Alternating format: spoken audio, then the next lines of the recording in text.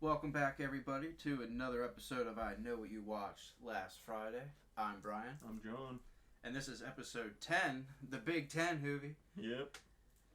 Freddy Vs Jason. Yep. We decided to do a little special episode for 10. Kind of, tie up Jason's movies. Yeah, pretty much. Kind of skip one. Yeah. I might go back to it eventually. Yeah, somewhere down the road, I'd like to visit Goes to Hell at some point, but Yeah. when we had to do that episode, we both pretty much said, like, no, that movie can literally go to hell. Yeah, and then we just, trying to figure out a movie to watch after Cabin in the Woods. We're like, Freddy Vs Jason. Yeah. We why both not? like that movie a lot. Absolutely. And it's not... people ask about it. People have a general positive... Yeah, this is not the best one, but it's entertaining. Yeah, absolutely. It's one of the, in my opinion, it's, Yeah. even though it's only the second, well, technically the third, right? Yeah, it would be the third entry for New Line Cinema with the Jason character. Yes. But in my honest opinion, it's one of the best things that they did with him, that when New Line had him. Yes. Because, New Line kind of... I was really upset, like, I'm sure a lot of people were at the time when Jason Goes to Hell came out, but it was just like, New Line, what the hell are you doing? Yeah. Then Jason X came out, we talked about it before. We love Jason X, but not a lot of people did. Yeah.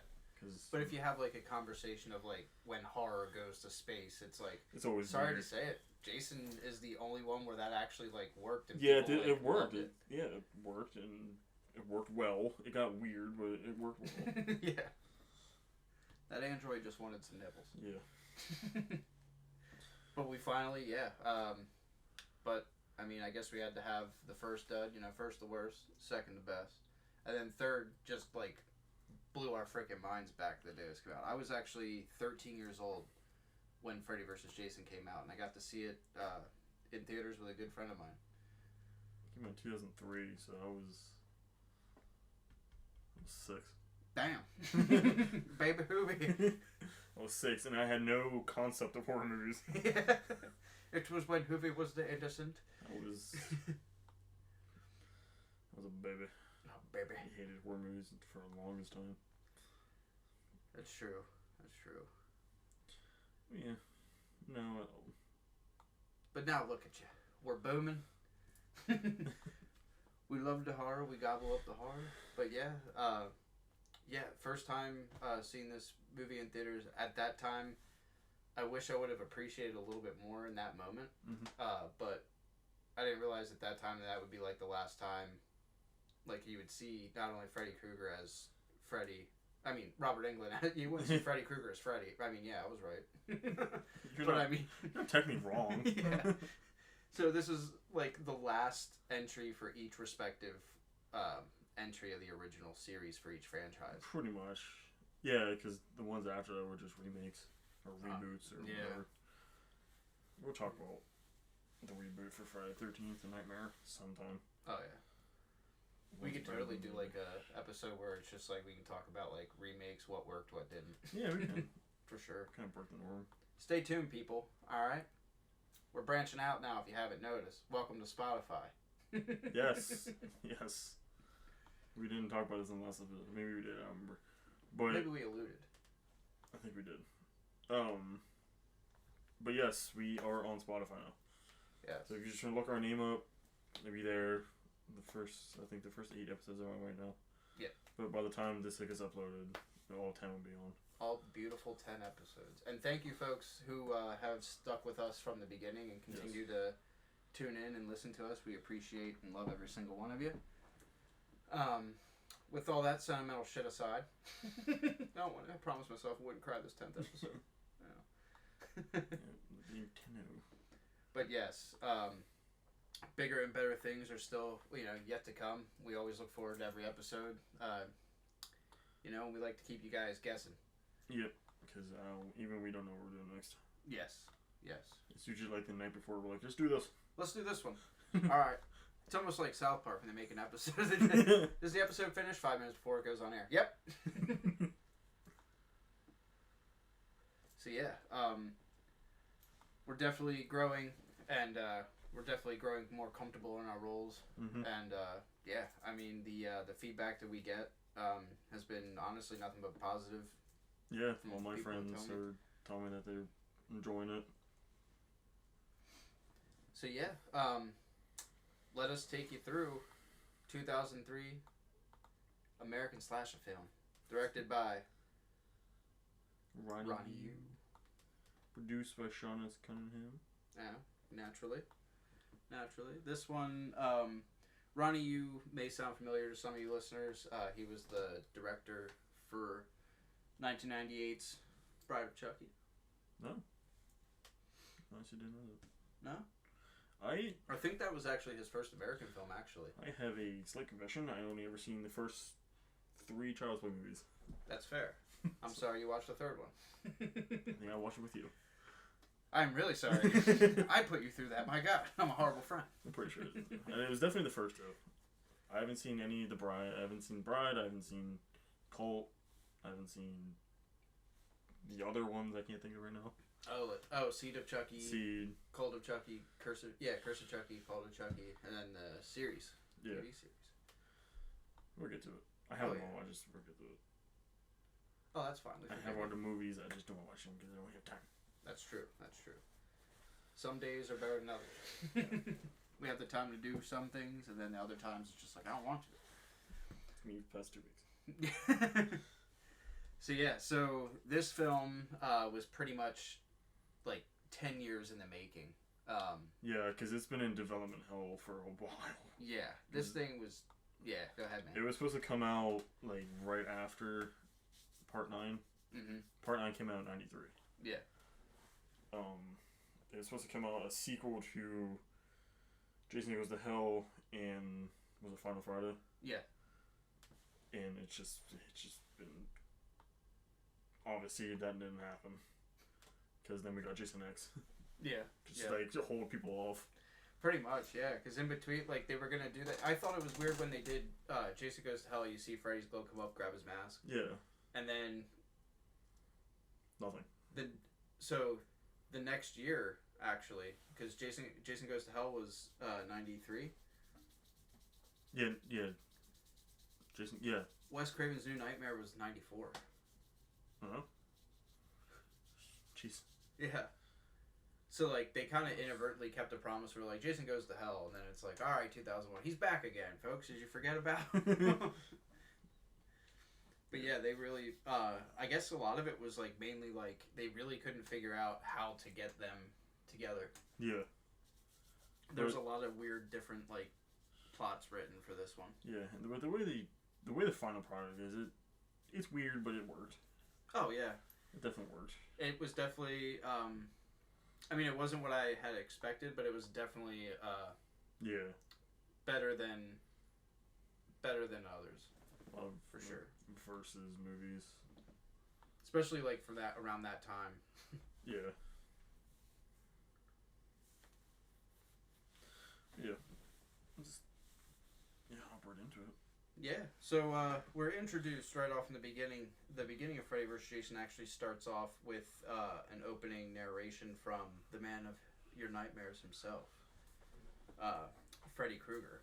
And with his opening monologue, he's pretty much telling you as the audience that, it's been years since, he was the Springwood slasher, and you learn that the parents, pretty much Springwood figured out a way to stop him by virtually having everybody forget about him. Yeah. And so it takes you through that nice montage of like the previous entries, in the Nightmare series.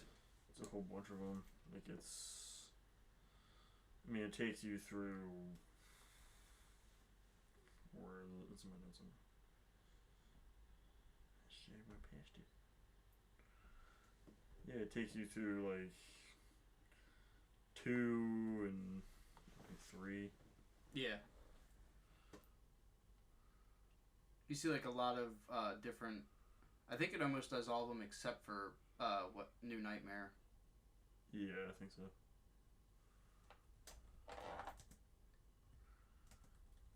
But yeah, he's pretty much bemusing to the audience oh, but I think I found somebody to make people remember. Yep. He found somebody. Someone that's just been walking around, just mind his own business, doing his own thing. It's our beloved boy. Or my beloved boy. Our beloved. Crystal Lake's favorite camper. Imagine going to camp and just never leaving. Just love it so much. I will die for it. So yeah, it's that lake has killed somebody for it. Yeah, that lake is murderous, I tell you. And it almost claims our boy Jason later on. Yeah. That lake, there's no stopping that. Nope. Even in this film, the lake is so terrifying, it's revealed to the audience that Jason is horrified of water. We'll get to that later. It's weird. It's really weird. Yeah, like... Another example of not giving a...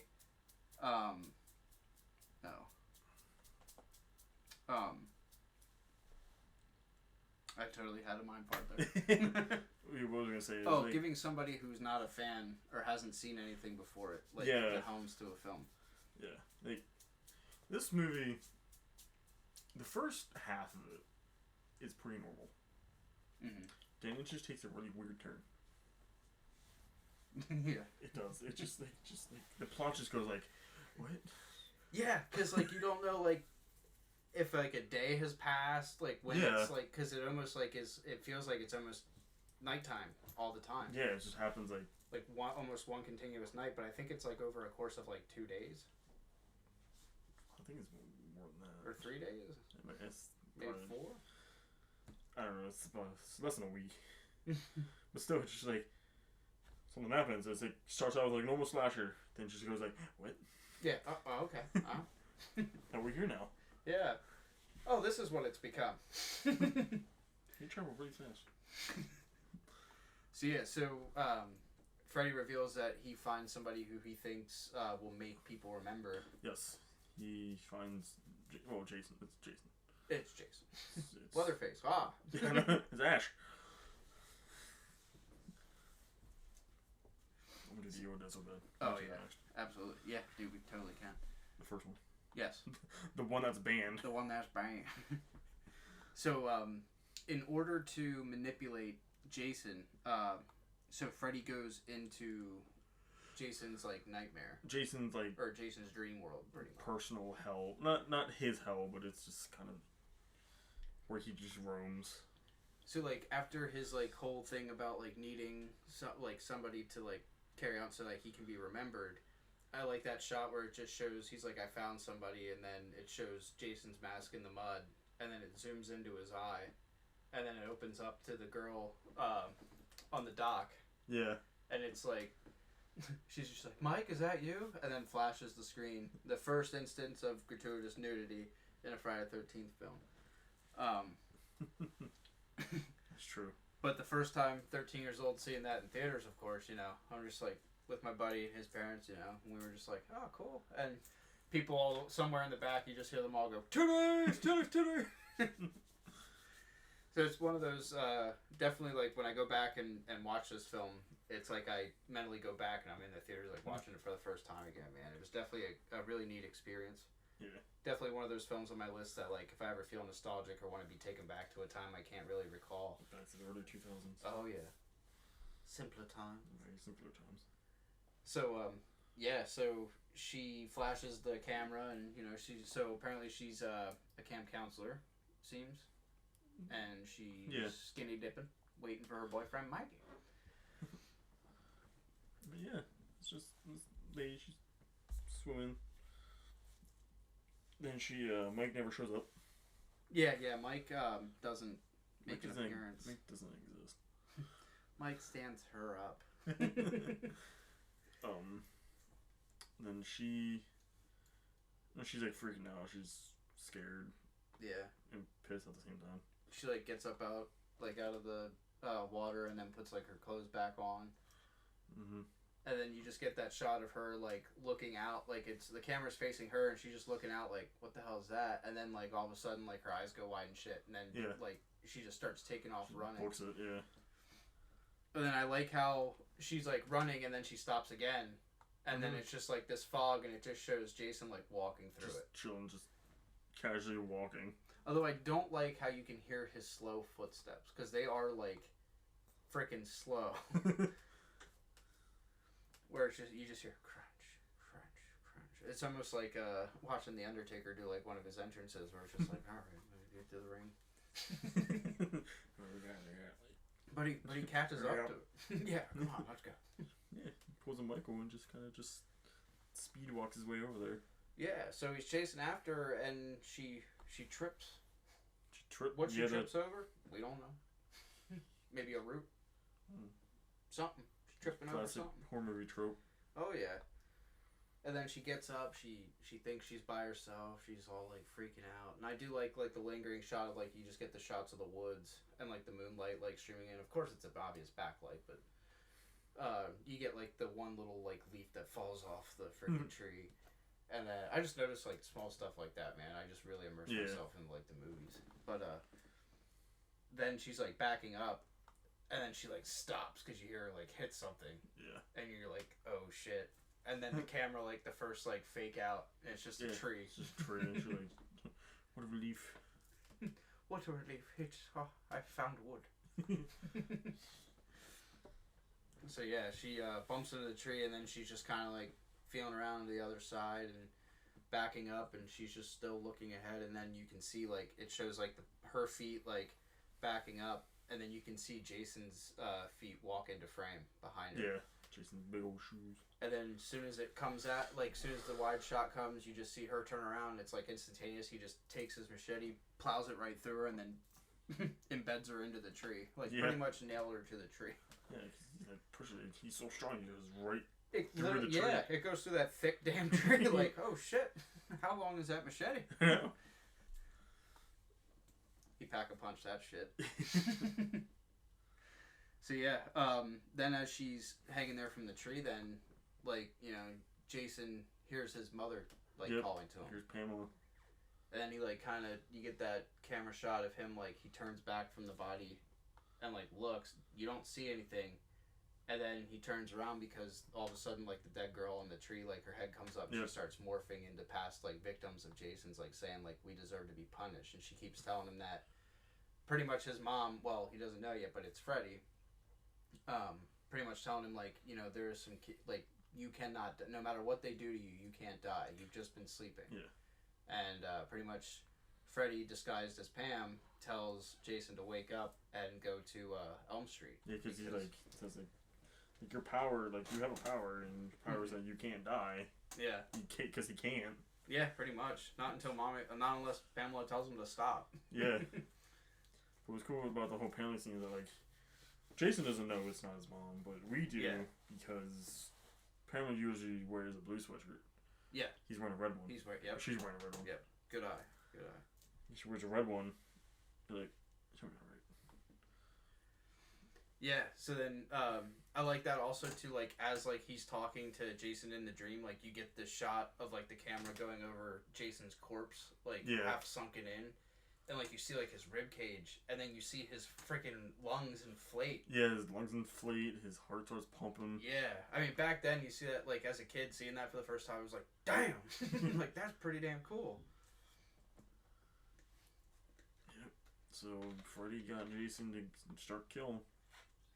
He did, and as he's disguised as Pamela and telling him, like, Jason gets up and just starts walking out of the woods, and it shows the camera like zooming back into Jason's mom as she's yelling at him to like kill again. She's like, make them remember what fear tastes like, and as soon as she says that, then you get her face dysmorphs, and it's Freddy. It's Freddy's, and then he looks at the camera and he's like, I've been away from my children for far too long. And then it just goes right into, like, his maniacal laughter, and then you get the title card. Yep. And we are finally in the beginning of Freddy vs. Jason. Yep. So after the little metal thing, the little metal show with the blood. That shit was cool. That was cool. The opening intro, like, You can just look that up on YouTube. It's still fucking cool. Oh yeah. So reeks is just early 2000 CGI. So you get like this. What is it, like a wall of flesh? Yeah, well, it's a whole bunch like things like through hell and and then like blood like splatters on it, and it's like really hot. Yeah, and it just melts the words Freddy vs. Jason onto the skin. But you're totally right, dude. It's so early 2000s opening montage. Metal montage. Might as well have been like a MySpace video. It probably was for some point. So as the intro music's playing, you see that really cool shot of Elm Street. Yes. And it's like it's still dark out when you still see the moonlight like through the trees and stuff, and you can see Jason's shadow. This scene is probably the most iconic scene, in my opinion, because you said there's like a moonlight. It's going through the trees and stuff, and it's obviously it's late. It's like 1 o'clock at night or something. Yeah. And then, you see him just walking. Keep in mind, Springwood is in Illinois. Mm-hmm. Crystal Lake is in New Jersey. Yes. He walked really fast. Yes. Yeah. At one point, I think it was in Jason Goes to Hell, they said that Crystal Lake they tried to say Crystal Lake was in Ohio. It is not.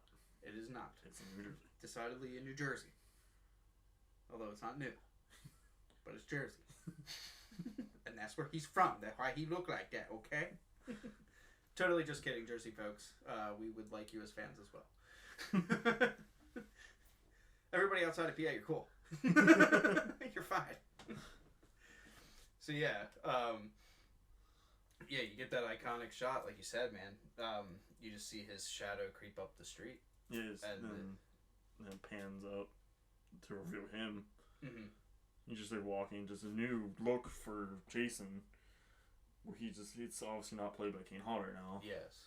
Unfortunately, we did not get Kane Hodder to come back for this. Still someone that's pretty equally just as good. Oh yeah, we were introduced to kind of reintroduced, but mainly he's dead center this one. Yeah, because he was in part 8. He was, folks. One shot. So the name we're gonna mention is Ken Kurzinger. If you've heard before, back in our earlier episode, Jason Takes Manhattan, when he played the cook, right? The diner cook that tries to stop Jason in the diner, and then he picks him up and throws him. Yeah. And then he also plays Jason in some shots as Jason where the subway scenes. Yeah, the subway scenes. He's just like when he jumps off the subway. Yeah. Yeah.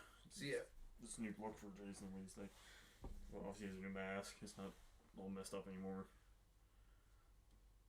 That's still freaking cool looking. He has some hair for some reason. Yeah. Jason always has like some hair, no hair. Yeah, it's really, or he'll have like that one like few like long strands in the back and stuff. It's like, commit, bro. What are you doing? Pick a style. I know. If you can't grow hair, just shave it, man. It's okay. Yeah, we're not body shaving Jason right now, you know, but still. We'll save you, Jason. We'll be your image consultants. Alright. So whenever you come back again, because I hear through the grapevine that you might be coming back, but we digress. So I don't want that. No. We're gonna get to that. That's an old topic we're gonna get to later, but in the great words of Kylo Ren and everybody's least favorite Star Wars film, The Last Jedi, let it die. Let the past die. All of it. Sounds weird coming from us too, but it's true. Yeah. Anyways. So yeah, Jason has reached Springwood, and we are introduced to characters. First, it pans over to a house. Yes. Which is, yeah. Go ahead. Pans over to what's the number again? 1428. Yes. It's also I think it's also now like a production too. Was it? Yeah. Yeah, but we're panning over to a house, 1428 Elm Street. That's right. If you watch Nightmare on Elm Street, it's a very cinematic house. Yes. Back to so it's pretty much it's his house. It's Freddy's house. It's Freddy's house. Yeah. Freddy's house. Also, where Nancy and Jesse used to live from the Nightmare series, which we're not gonna do like the franchise in a way, like kind of how we did the Friday series. No, we'll like break that apart. Yeah. Because we might like intermix we're gonna do the whole franchise. It's just gonna be like we're gonna intermix probably Nightmare, then probably Halloween. And Yeah. Scream. We'll do Scream sometime. Scream would be a fun time too. No, we're probably not gonna do Scream 5. Yeah, probably. It's another goes to hell situation. Yeah, where that whole franchise can just go to hell anymore. Yeah. So yes. we are introduced to the Kruger house again. Yep. And inside the Kruger house, there happens to be some friends. There's 3 girls as of now. As of now, yes, there are 3 girls. There's Lori, Kia. Is it? And Gib. Gib. Yeah, that's her name. With 2 B's. Yeah. Not to be confused with Gibby. And we all know who Gibby is. Don't make me say it. Grr, yeah. They're all just they're just friends. Hanging out. Yeah, it's like a rainy, stormy night. Yeah. They're inside, shooting the shit. Then 2 more people show up. Yeah, so the character of Gib. So we're introduced to the Laurie character, and she seems to be like the most like almost like Laurie Strode, where she kind of seems like the goody, like the good girl. Even though towards the end of the film, when her and Will are at the camp, she has a naughty girl tattoo. But anyway, not fooling anybody, Monica. God. Now with how overbearing her dad is in that film, I highly doubt he knew anything about that damn tattoo. But anyway, I'm not her dad. I can't say shit. So, she's like the good girl of the group, and then you have Kia, played by Kelly Rowland, who is most famous as 1/3 of Destiny's Child. Mm. And then we have the character, the free spirit, the heavy smoker, the heavy drinker, the heavy-chested Gib. Played by Catherine Isabelle, as most of you may know from the Ginger Snap films. And she was also in See No Evil 2. Mm. The sequel to WWE films See No Evil, starring Kane. Kane. Who is also the mayor of Knoxville, Tennessee now. Yeah, actually. Yeah, killers can prosper. So yeah, so as the girls are like talking, you pretty much find out, Laurie had a past relationship. Yeah. Kia is very self-conscious. Yeah, she's very about her appearance. Yeah, she's always talking about like, oh, like should I get a nose job and stuff like that. She's very she What's her nose? What's her nose? Yeah, weird things with her nose, man. Kelly, don't change at all, even though you're older now. Still, just giving advice to people who listen to it. Like, does he know him? Does he care about everybody? Yeah. So yeah, so Gib, like I said, is a heavy smoker. And as the girls are smoking, well, way to segue into that. Yeah. So Gib has health problems. So Gib has health problems, So being that she's a heavy smoker, she's not only smoking in her friend's house. Inside. Early somebody's gonna be like, "What was the early 2000s?" Look, even then, people are like, "Don't do that. Not in the house. It stinks." So especially at a stranger's house, last thing I want to do is be like, "Oh, this your parents' place? It's nice." Lights up cigarette. Cool. Flicks ash on the carpet. Yeah, they won't know. So yeah, she goes over to the window and she flicks the butt out. She flicks the cigarette butt out the window and hits our proud boy Jason. Yeah, Jason he's just there. Just standing out just standing there. Jason, Gib just flicks a cigarette and just bounces off Jason's head, and I just like to imagine Jason's like, the hell, man? Yeah, like, that was your problem. I was just looking through your open window. Yeah. First off, you guys are messed up for having a window open during a thunderstorm and you're smoking indoors. Gotta say, fire hazard. Crystal Lake inspector coming to the town. He's like, this is a 2-story cabin. I'm gonna like it here. I just have an idea. One of these days, we gotta do a live stream episode.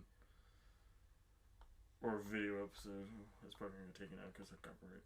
Yeah. But watch a movie, how we watch the movie, where we just kind of make fun of it the entire time. Oh yeah, like some Mystery Science Theater stuff, man. Absolutely, I love doing that. Especially with you, dude. It's so funny. Yeah, oh yeah. I would love to do that. If I can figure out a way how to do that without I can cease and desist. Yeah. Or maybe have like half of the video like cut out. Oh, maybe. You know what I mean? I don't know. Or maybe as long as the video doesn't sync up with the audio. If anybody knows, just let me know. Anybody know? You know, drop us. Yeah. Anybody know how to cheat the law? Drop us a line. Help us advance. Help us help you. Oh yeah. So, Jason gets assaulted by a cigarette. Yeah, for real. You know, he was really trying hard. He promised himself he wouldn't have another one. It took him a lot to ignore that cigarette burning at his feet. Deleted scene. In the Anchor Bay box set. No, I'm kidding. They're gonna be looking for it like, what the hell is he talking about? We're gonna go deleted scene. Jason picks up Newport. What? This slasher's problems just got bigger. Fucking god, I'm stupid. So, after flicking the cigarette out, she's just like, oh man, I need more beer. Do you guys want any? And they're like, you really think you should be drinking? And she's like, oh, I'll be fine. And then opens up the door and you get another, like, fake jump Yeah, so you got a fake jump scare of just two guys here. It's Blake and Trey. Blake and Trey. Trey is Gabe's boyfriend. Yes. Trey's also a douche. He is a poster child for douche. Absolutely. The leather jacket, somebody out there's like, I dress like that. Not all you douchebags. Not all Treys are bad. It's early 2001. Yeah. Come on, if your name is Trey, I'm not trying to sound like a dick, but it's up there. If your name is Trey, then might as well be Chab. Kyle. I mean, Blake too. Yeah, it's like they picked up who could, what names just sound like characters that people want to see die. It's like one of the creators just like, well, you know, my landlord's name is Blake and he's been a real dick lately. Oh, okay, that's one. That's one. Oh, here comes lunch. Oh, you dropped the tray. There we go. There we go. We got our antagonist. That was right off the fly. I am dumb.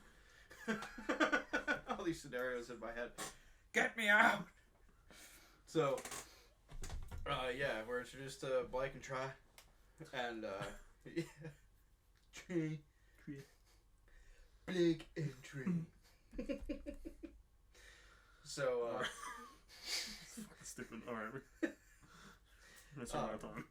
So, Trey and Blake are chilling, and apparently, yes, Trey is Gibbs' boyfriend. And Lori and Kia had gone to get candles because the power had gone out. The power went out. Yeah. And as the boys are coming in, they're all wet and they're sitting down without even like, they just sit right down on the furniture. So don't give a shit. And they're just drinking already. They're underage drinking, of course, back then.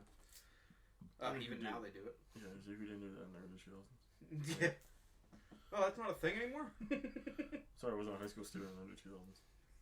Yeah, for real. I didn't drink my senior year. So, yeah. Lori says to Kia, like, what are they doing here? Like, what the hell is Blake doing? Yeah. They find out that, because Kia and Gib try to set Blake and Lori up. Yeah. Because Lori's been, like, lonely. Yeah, so like Kia pretty much like tells her off. Like she like pretty much like ranks her out like right there in her own house. Like, oh, you need to meet somebody because like you haven't gone out in like a year and like, you know, I know your mom died only last year, but you really need to get out there and reassert yourself, like, you know. Yeah, like Lori's mom died and her boyfriend was like committed. Yeah. Yeah. Like chill. There's a whole lot of stuff that happened last year that gets revealed throughout this film, and then Lori like at one point Lori doesn't even know like who she can trust. Yeah, it's just like, but like Kia, like chill. It's kind of a traumatizing thing that just happened to her. Yeah, for real. Not that long ago. Only a year later, and they're just like, all right, get it together, come on. Yeah. It's like shit, man. The anniversary was yesterday. Yeah, but all the power goes out and they get candles. Gabe and Blake or Trey. Yep. Go up to do. Yes. Commit cunnilingus. Yeah. So Trey and Gabe go up to Lori's parents' room. Yeah, I think it's her parents' room. for some damn reason. And Lori's okay with it. Yeah, Lori don't care. And they leave the door wide open, for the cameraman to look through. Yeah. And I like too, like how it's like the camera pans like up the stairs, and then it like you can hear the cameraman walking along. Yeah. And then peers into the doorway, and then you just see her on top of him, like just going to town. And of course, like they're loud as hell, and then it cuts downstairs, and you don't hear anything. You just hear Blake hitting on Lori about her feng shui. Yeah. It's like, Jesus Christ. They really did linger a little bit there on the whole feng shui thing. It was like, all right, we get it. We get it, man. Feng shui. Yeah. So, so after Gib and Trey... Yeah, are done. After they finish up. Gibby goes to take a shower. Mm-hmm. And then, here comes a boy. Mm. He's snuck in the goat. He's a sneaky little bastard. He is a sneaky little mother. So Trey's laying there in bed, drinking. And, it comes in. Now, I always found this weird. Because the door going in and out of that bedroom from the rest of that is like the bed's here, then the door leaves there, then the bathroom's there. But then earlier when the cameraman was coming up, it was a POV. The bed is right in front of the door. They had to change set real quick. Yeah. No, they're still in this room, or they went to another room now. They're gonna have to clean the whole damn house. What's that say over there? And what's that written with? Trey was here. What the hell? How'd they get up there? What's that say underneath? Ew, is that feces? So was Gib. Gross! Oh, I stepped in his blood. So yeah, Trey's like... So Gib dies. Yeah. Not Gib. Yeah. So the wrong person almost died. So Trey's just, he's going to roll over onto his side to put the can of beer back on the table, and then you see our boy Jason just standing there with the machete. Yep. And he starts stabbing Trey in the back. Yeah, he stabs in the back, like, a lot.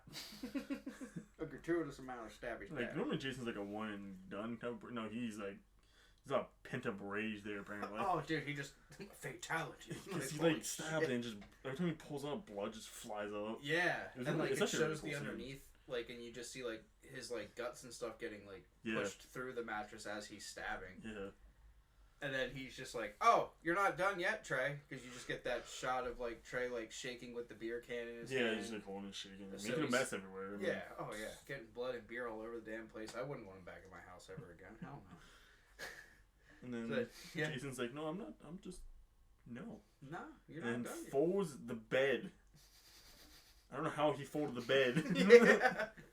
It wasn't like a pull-out couch or anything. No. It was just straight up, like, standard, like, you had to put that shit together, man. Just slams his machete down into the floor and then picks up both ends of the... Yeah. Great shot. Yeah, that's easily one of my favorite kills. Oh, absolutely. Just because of who it is that gets killed. Yeah. And how he died. Yeah. It's, like, up there with, like, what the hell is her name? I should know this from part 7. Oh, the sleeping bag kill. No, part 7. The blonde hair chick. Oh, Melissa. Melissa, yeah. Her kill's my favorite because I just hate Melissa. Oh, yeah, she was bad. But I say no, she did a good job acting. Oh, yeah. Yeah, if she made us hate her, she did her job. Yeah. So, yeah, of course, Gib doesn't hear any of this. Yeah, Gib's in the shower, she doesn't hear any of this, but then she, like, goes to leave the bathroom, and, like, she steps in blood, and you just see the camera, like, she puts her foot up, and then she like, wipes the blood off her foot, and then it's in her hand. She's like, what the hell? And then opens up the door, and then just starts screaming, and her boyfriend is literally, like, pretzeled, like, just folded in half the opposite way. And you get that shot of, like, her, like, screaming and the lightning's flashing, and then the next shot is, like, them running out of the house screaming, and you see police car, like, come up. Yeah, police car, yeah. Yeah, they're all running out. And police car comes up, rolls on the windows, like, everything alright?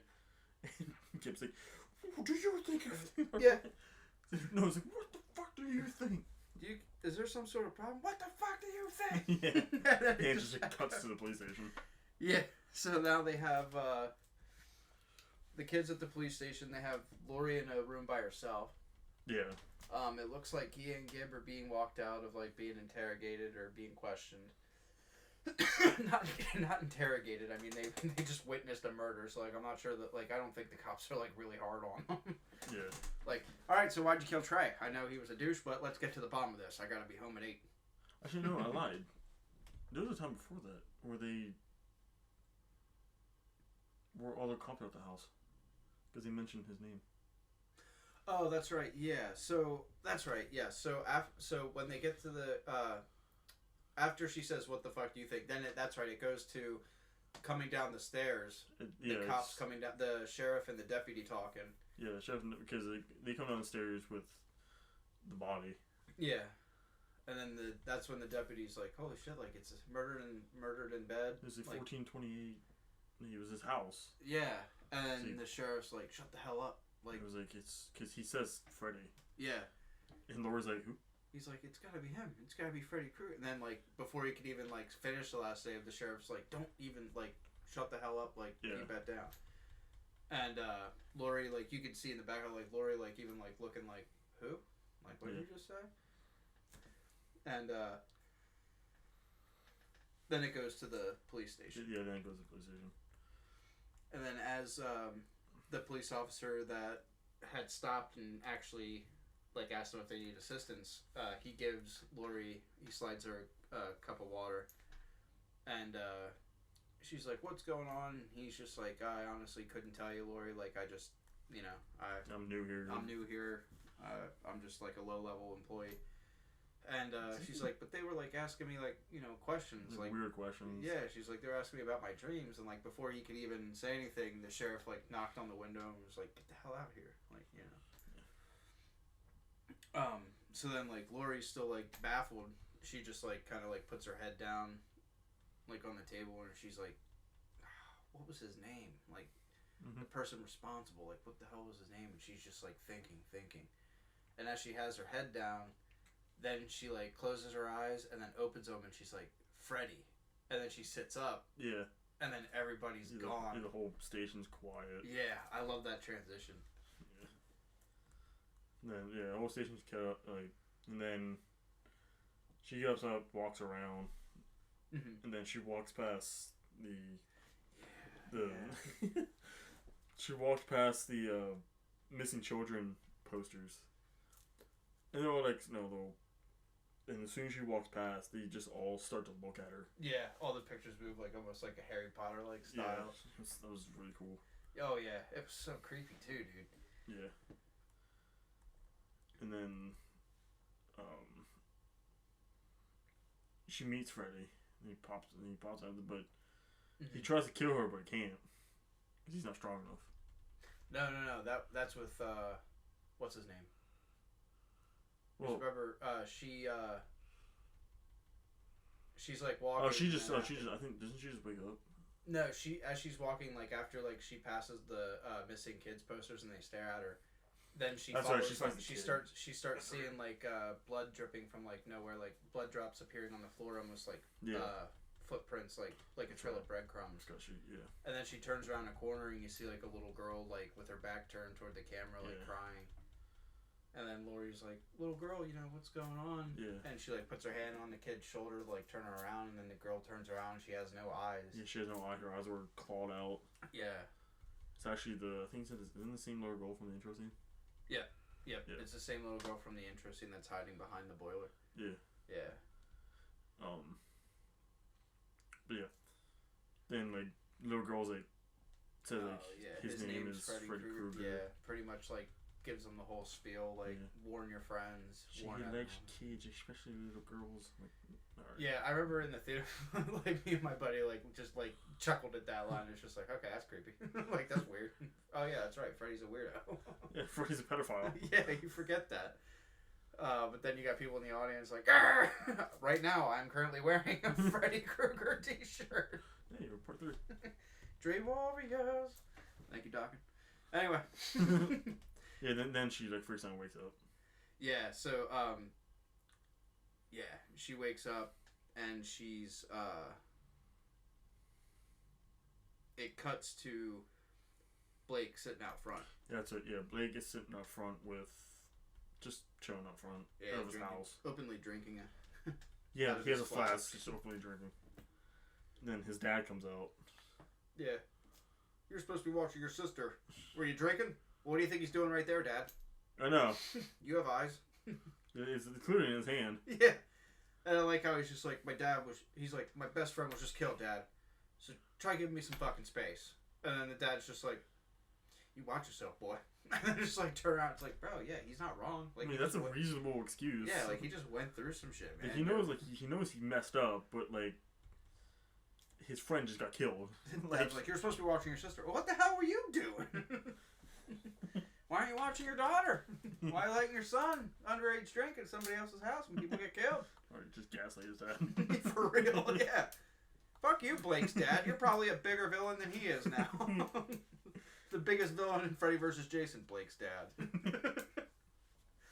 So it goes back, his dad walks inside, and then Blake's like kind of talking to himself while drinking, and he's just like, I'll avenge you, Trey. And he's like, I heard the cop say guy's name was Freddy. Yeah. And then all of a sudden, like, he thinks he hears something. You see, like, rustling, like, in the trees and stuff.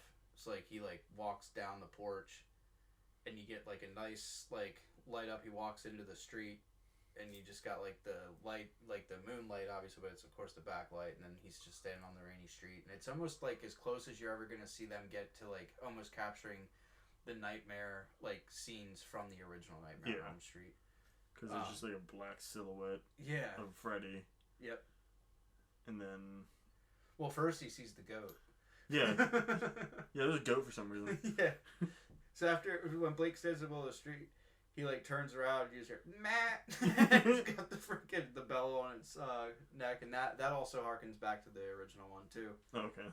And then that disappears because you hear Freddy laugh. And then, Blake turns and you just see the silhouette of Freddy just standing there. And then we're introduced to Shadow Freddy. Kind of more, kind of. Yeah, it almost worked. It was still freaking effective. It scared the shit out of us. Yeah. But, Shadow comes up, he pops up, and tries to stab Blake. But it obviously didn't work. He goes, I just love this. He, stabs Blake. Goes, I'm alive. Yeah. Which, by the way, great CGI for the dream world. Which, I honestly thought we were going to get more Freddy films like that after this one with, CGI. Come on, folks. We live in the land of fucking, CGI. If you're going to make you can still make a great Nightmare on Elm Street. Utilize that CGI, man. Even in the remake, they could have done so much better instead of, trying to rehash 80 scenes. Yeah. The whole him coming through the wall. And then, bringing the whole wall... he comes out, of that wall instead of in the original one where he just presses his hands and his head. This freaking Freddy just comes through the wall, and it looks all... It looks so out of place. It takes you out of the freaking film. Yeah. So, yeah, he's just like, yeah, I'm alive. And then runs back up to his porch. Goat's still there, brother. What's that? Yeah, the goat's still there. You can see the goat. It's still there. He's just like, where are you going? Where are you going up on the porch? Freddy, go get him. And he, whilst he was dreaming, he wakes up.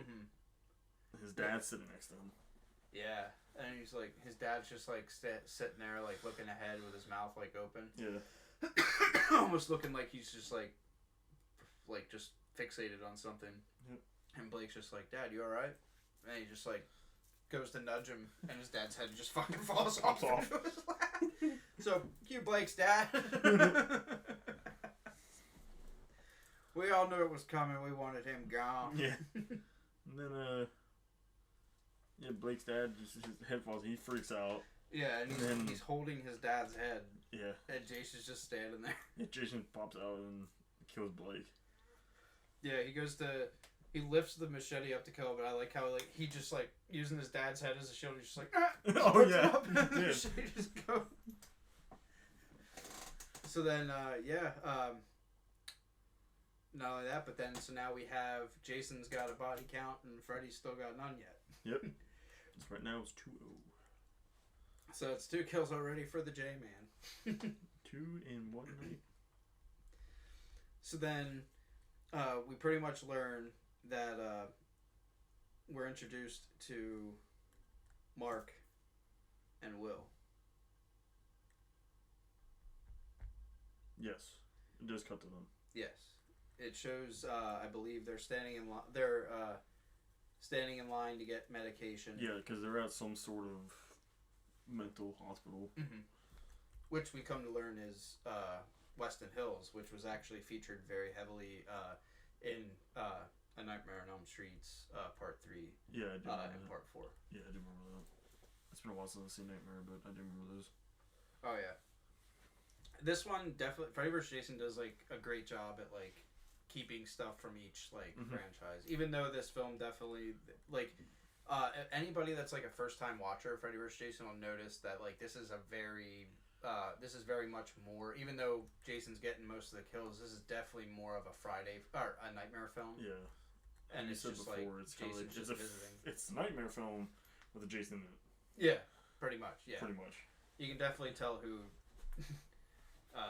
Bob Shea favored more. So yeah, it truly is the house that Freddy built. But yes. So yeah, we're introducing Mark Davis and Will Robbins. Yes. And you've come to find out. Well, so they're standing in line getting the medications, and there's a TV on in the background behind the guard, and Will starts freaking out because it's like Lori in front of her house, and like they're talking about it. And that's where you get to see the shot of the news station where it's KRGR. Yeah, Kruger TV. But yeah, Will starts flipping out, and he's just like, "Yeah, man, like, can you turn that up? I know somebody. I know like who lives in that house." Yeah. And then the guard just like turns around, and turns the TV off like a dick. Like he's just like, "Sorry, Will, you know the rules." And he's like, "Come on, man. Like he's like, I don't bother you guys. I don't ask you guys for anything. Just turn on the freaking TV. Like I just want to see that." Yeah. And then he brings out like that little pouch and puts his hand on it, and of course that's like a tranquilizer for the patients there. But you come to find out that pretty much anybody who has made contact with Freddy or like has claimed to know Freddy has been placed in Weston Hills. Yes. And they're given a drug that actually prevents them from dreaming. Yep. But yeah, as Will sees that, he's convinced that something's going on, and he wants to. All he can do now is just think about Lori, and he's talking about Lori, and you find out that Mark actually had a history with Freddy, and it wasn't Will. Will is pretty much just he didn't know what he's seen. Yeah. Yeah, Will saw something that he wasn't supposed to. Yeah. He claims that he's seen Lori's dad kill Lori's dad mom. kill her mother, and yeah, he ended up being committed. So while that's going on, they're sitting there and they're talking. Mark and Will are talking. And he's just like, come on, man, why you do that? They treat us like shit. Like they don't care about that stuff. Don't start with and he's like, come on, man, don't start with that dream demon crap. And the funny scene where like the other patient that's sitting there like keeps tugging on Mark's arm, and he's like, look, man, how many times I gotta tell you, I don't play checkers, okay? He's like, I'm an Uno guy. He's like, go grab the fucking Uno deck and we'll play. Yeah. He just walks off. Yeah, just to fix up and leaves. I wonder if you ever got that game. I don't know. So, yeah, so Mark sees that like Will is like very sincere and like Mark believes him. So then Mark, while they're sleeping that night, it shows the guard like in his little booth from earlier, and the mess hall, like the hangout area, the common room for the Weston Hills area, it's all empty, and it's obviously lights out hour. And then Mark like shows up and like starts pounding on the glass like a monkey, puts his bare ass against the fucking window and farts. And he's like doing it to get a rise out of the guard. And the guard's like, oh, all right, you want to play monkey boy? And then that's when they give him the tranks. The train. And they're dragging him back. It cuts to them dragging him back to the room, and they toss him on the bed. And he's like, good night, Jungle Boy. And then, like, closes the door. And then Will's like, what the hell? What's your problem, man? And then Mark just, like, holds up the badge that he took from the security guard so they could get out. And it just shows them leaving the back door, and they're in the rain or whatever. And he's like, you're completely mental, you know that? He's like, I know you are, but what am I? And he just keeps falling over from the tranquilizer. So Will and Mark escape Weston Hills. Yep. And then we are at the next morning where pretty much the cops are outside of Lori's house, and her dad is making her a glass of orange juice. Yes. And she's sitting down on the chair. She's obviously very tired. She hasn't been able to sleep. It was a rough night. She had to sleep in the police station. And her dad, you notice, is taking a pill and breaking it up and putting it into orange juice. Yep. And pretty much telling her, like, hey, you know, you had a very horrible night. You shouldn't go to school today. Pretty much almost like a scene from, like, out of the first Nightmare where they're like, oh, your friend just died. You shouldn't be going to school today. And she's like, no, I really want to. Like, you know, give me a sense of normalcy.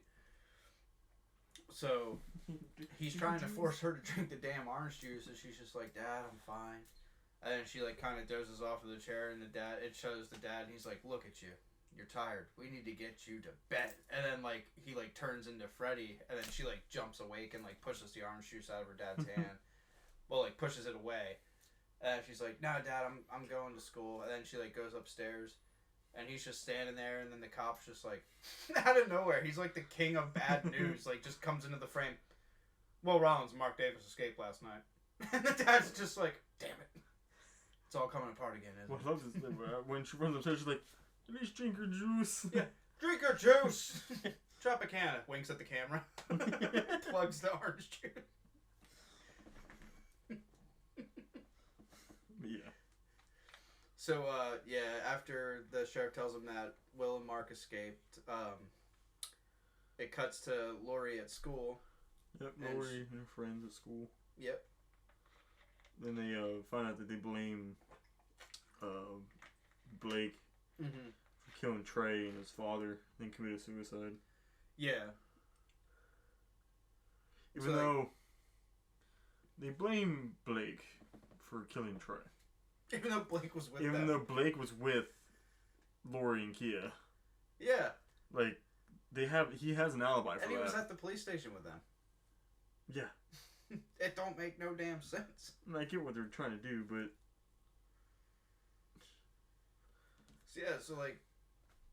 So they're just, like, talking about it, like, man, it's fucked up. Like, they're trying to cover up something. Like, this isn't right. And they're walking through the hallway, and then we're introduced to Linderman. Linderman and Freeberg. And his other friend, like, you know, they're passing out flyers to, like, parties and stuff like that. And they're just like, you know, hey, you should come to this party that we're throwing in honor of our boy Troy. Or Trey. Troy?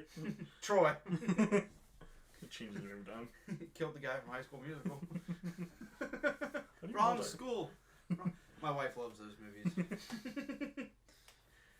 So she's... for that episode. Oh, yeah. Episode 10, folks. This is getting wild.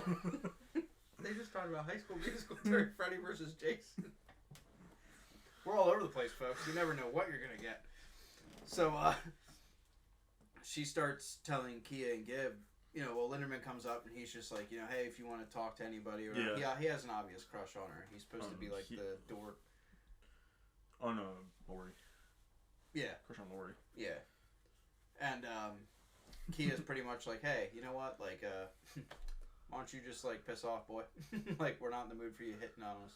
Yeah. And he goes away, and then, Lori's just like, you know, I have to tell you guys about, like, my dream, because they're still talking about, like, who it could have been to let, you know, that would have done it. And Lori starts freaking out and telling them about her nightmare. And then she's like, you know, as she's telling Kia and Gib, like, the story of her nightmare, she's like, you know, I've seen these girls and they were singing this song. I'm gonna back up, like, just for, like, 2 seconds. Yeah. When they were passing out the flyers, for Trey. Yeah. That was a really, like, how do they plan all that within like an hour? Anyway, yeah, it's like because they don't have flyers everybody's made. Still there, like just getting to school. Yeah, they have flyers made already for Trey. Oh, come on out, man! Our boy just died 8 hours ago. Yeah, like how do you? Did you like have to go to like a Staples that was open 24/7 or something to like print all those or? What day is it? Like shit. Sunday night. I'm assuming it's like those kids are drinking on a Sunday night.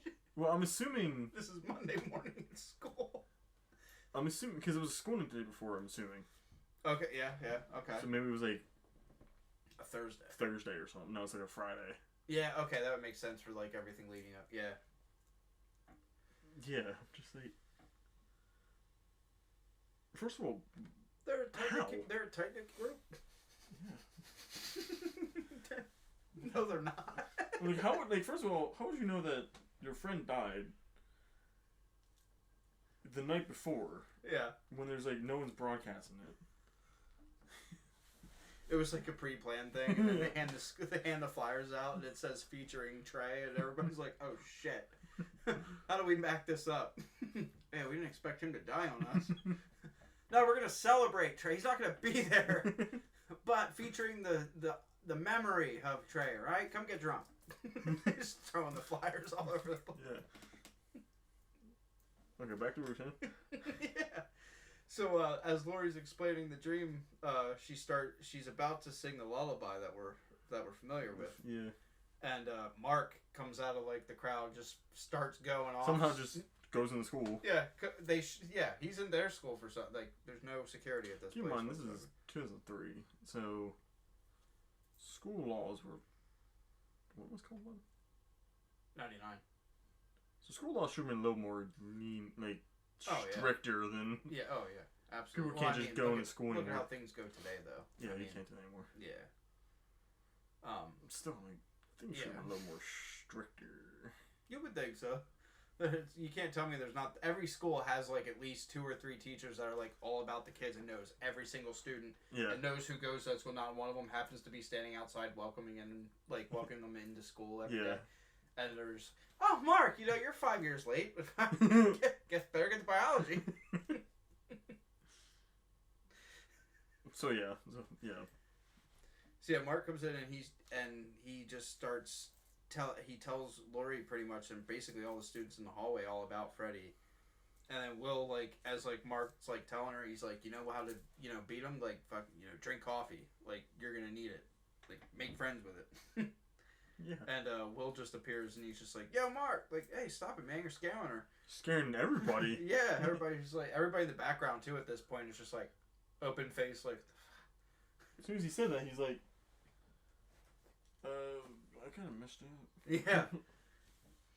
So then, Lori's just like, oh my god, Will. And, they go to each other and he just starts grabbing her cheek and she grabs his head and he's like, I thought you were in trouble, so I wanted to, and she just passes out.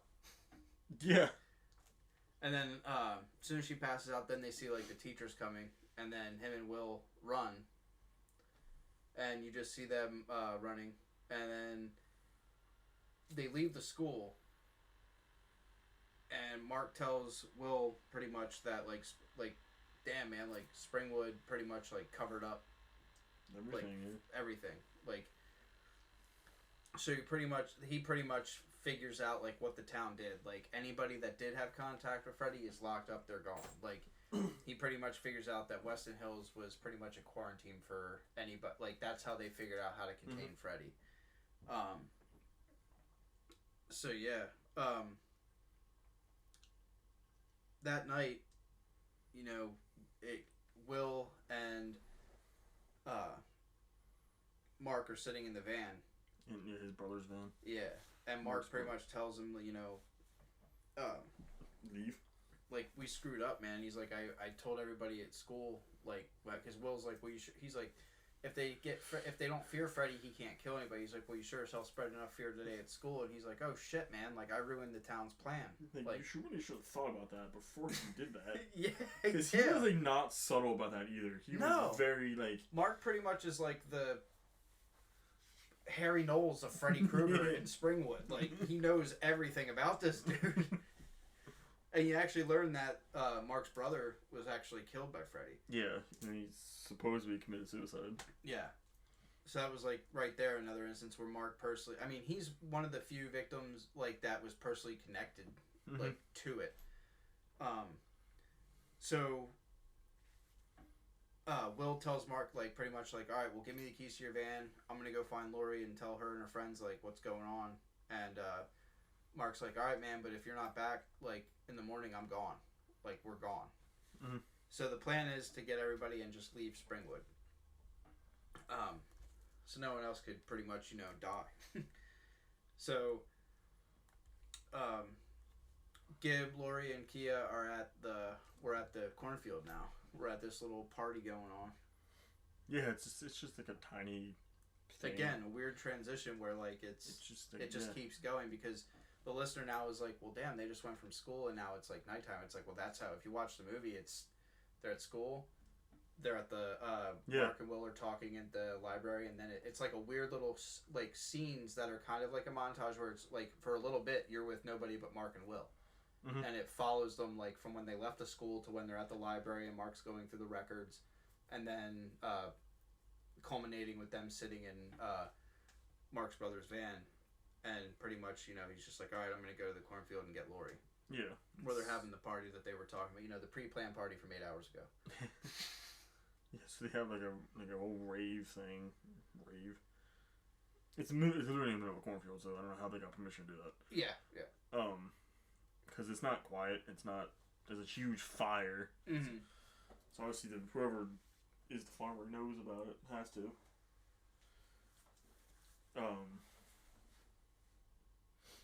They're all there. Lori's just chilling on top of the car. Yeah, she's just like vibing, dancing. Like, she's just sitting on somebody's hood. Chilling. Everybody's cool with that. Some random person just putting it down on her hood. Not saying she's, you know, I'm not body shaming Lori, but get your ass off that car. Yeah. Jason comes out of the corner. Get down from there. Then Kia is talking to her, and then Linderman comes up. Oh yeah, Linderman comes up, and they were just like, "What happened to all your clothes?" And in the beginning, like when it shows like the cornfield opening up, Linderman shows up on like his little mini scooter. Yeah. Oh yeah. And he like goes in, and there's like a big group of kids just drinking out of a beer bong, and they're just like, "Linderman," and he's like, "Shit," and then they put him on the ground, then force him to chug beer. So now he approaches Lori and Kia, all covered in beer. And then, you know, Kia again, like, tells Linderman to GTFO. Yeah. And he finally tells her, like, look, man, like, I know you don't like me, and I know you don't like that you think I'm not good enough for Lori, but you really hate yourself. Like, he pretty much tells her, like, how it is. Lori's like, oh, shit. Yeah, she doesn't even, like, she's supposed to be Kia's BFF, man. There she is. She's like, oh, I'm not stopping this. This is actually... Linderman, keep going. You're right. Kia, listen to him. He cares. Jason's in the cornfield, like, tapping his machete, and then as soon as he hears I'm talking about it, he's just like, just stops and just starts nodding his head. Yeah, you know, Kia, what the fuck is your deal? Linderman just you know, I get you, Linderman. Like, if there was a whole subplot, Jason protecting Linderman, because they were the same... That would have been better than when Tarantino thought about making Halloween 6 a road trip movie featuring the Man in Black and Michael Myers just driving in a car. I remember that. Yeah. So yeah, Linderman just tells him off and then disappears, and then Kia's just like shit. And Gibbs standing in line waiting for beer, and you hear Freeberg, and he's like talking shit to like the guys like in line, and they're not really talking sensitively about their classmate who was just killed. Yeah, they were like talking shit about Trey. And then Gibbs, oh.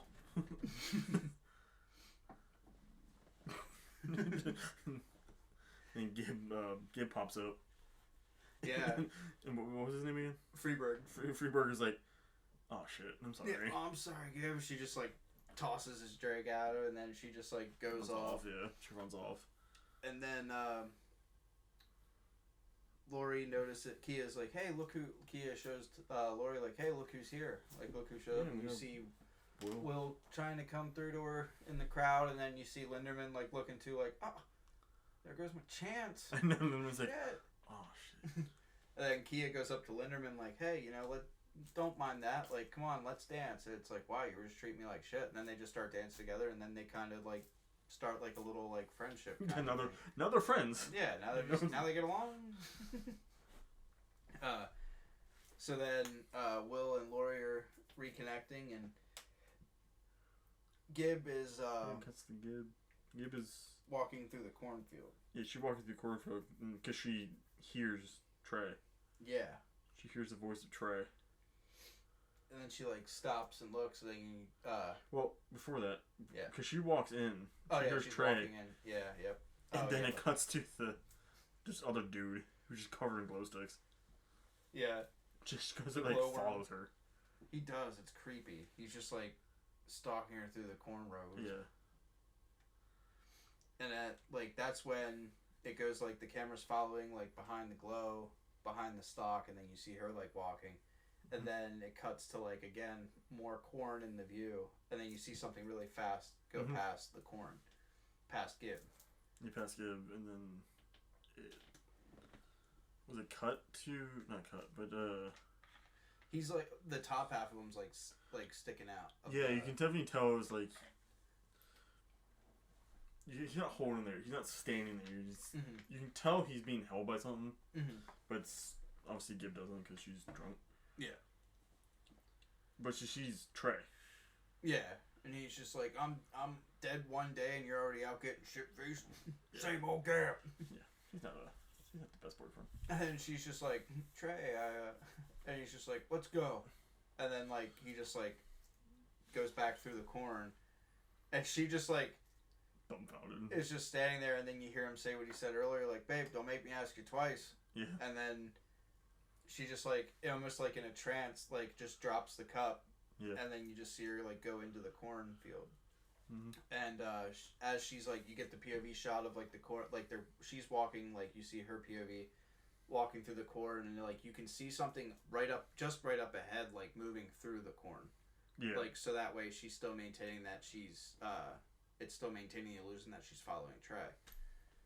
And then finally, she follows it into, like, she sees, like, the outside of, like, a huge, like, silo. Yeah, and, like, a barn underneath it. Yeah. And then she goes in through the door and is, like, walking a little bit. And I think she sees Freddy's shadow on the wall. She sees a shadow, of the claws. Yeah. On the wall, and it goes, and she sees him standing at the end of the hallway. Black. Yeah. And she, like, freaks out, tries to turn around, and the door's gone. Yeah, she just met with nothing but the wall. Yeah. And it's just like, oh shit! And the whole area got changed into his boiler room. Yeah. And then as she realizes she's, like, not in the real world, I guess, anymore, it cuts to she's actually asleep on the ground. She's passed out on the ground. Yeah. She, like, just conveniently passed out in the middle of a clearing. Yeah. In the cornfield. And then we're introduced again to that creepy freaking rave guy. Yeah.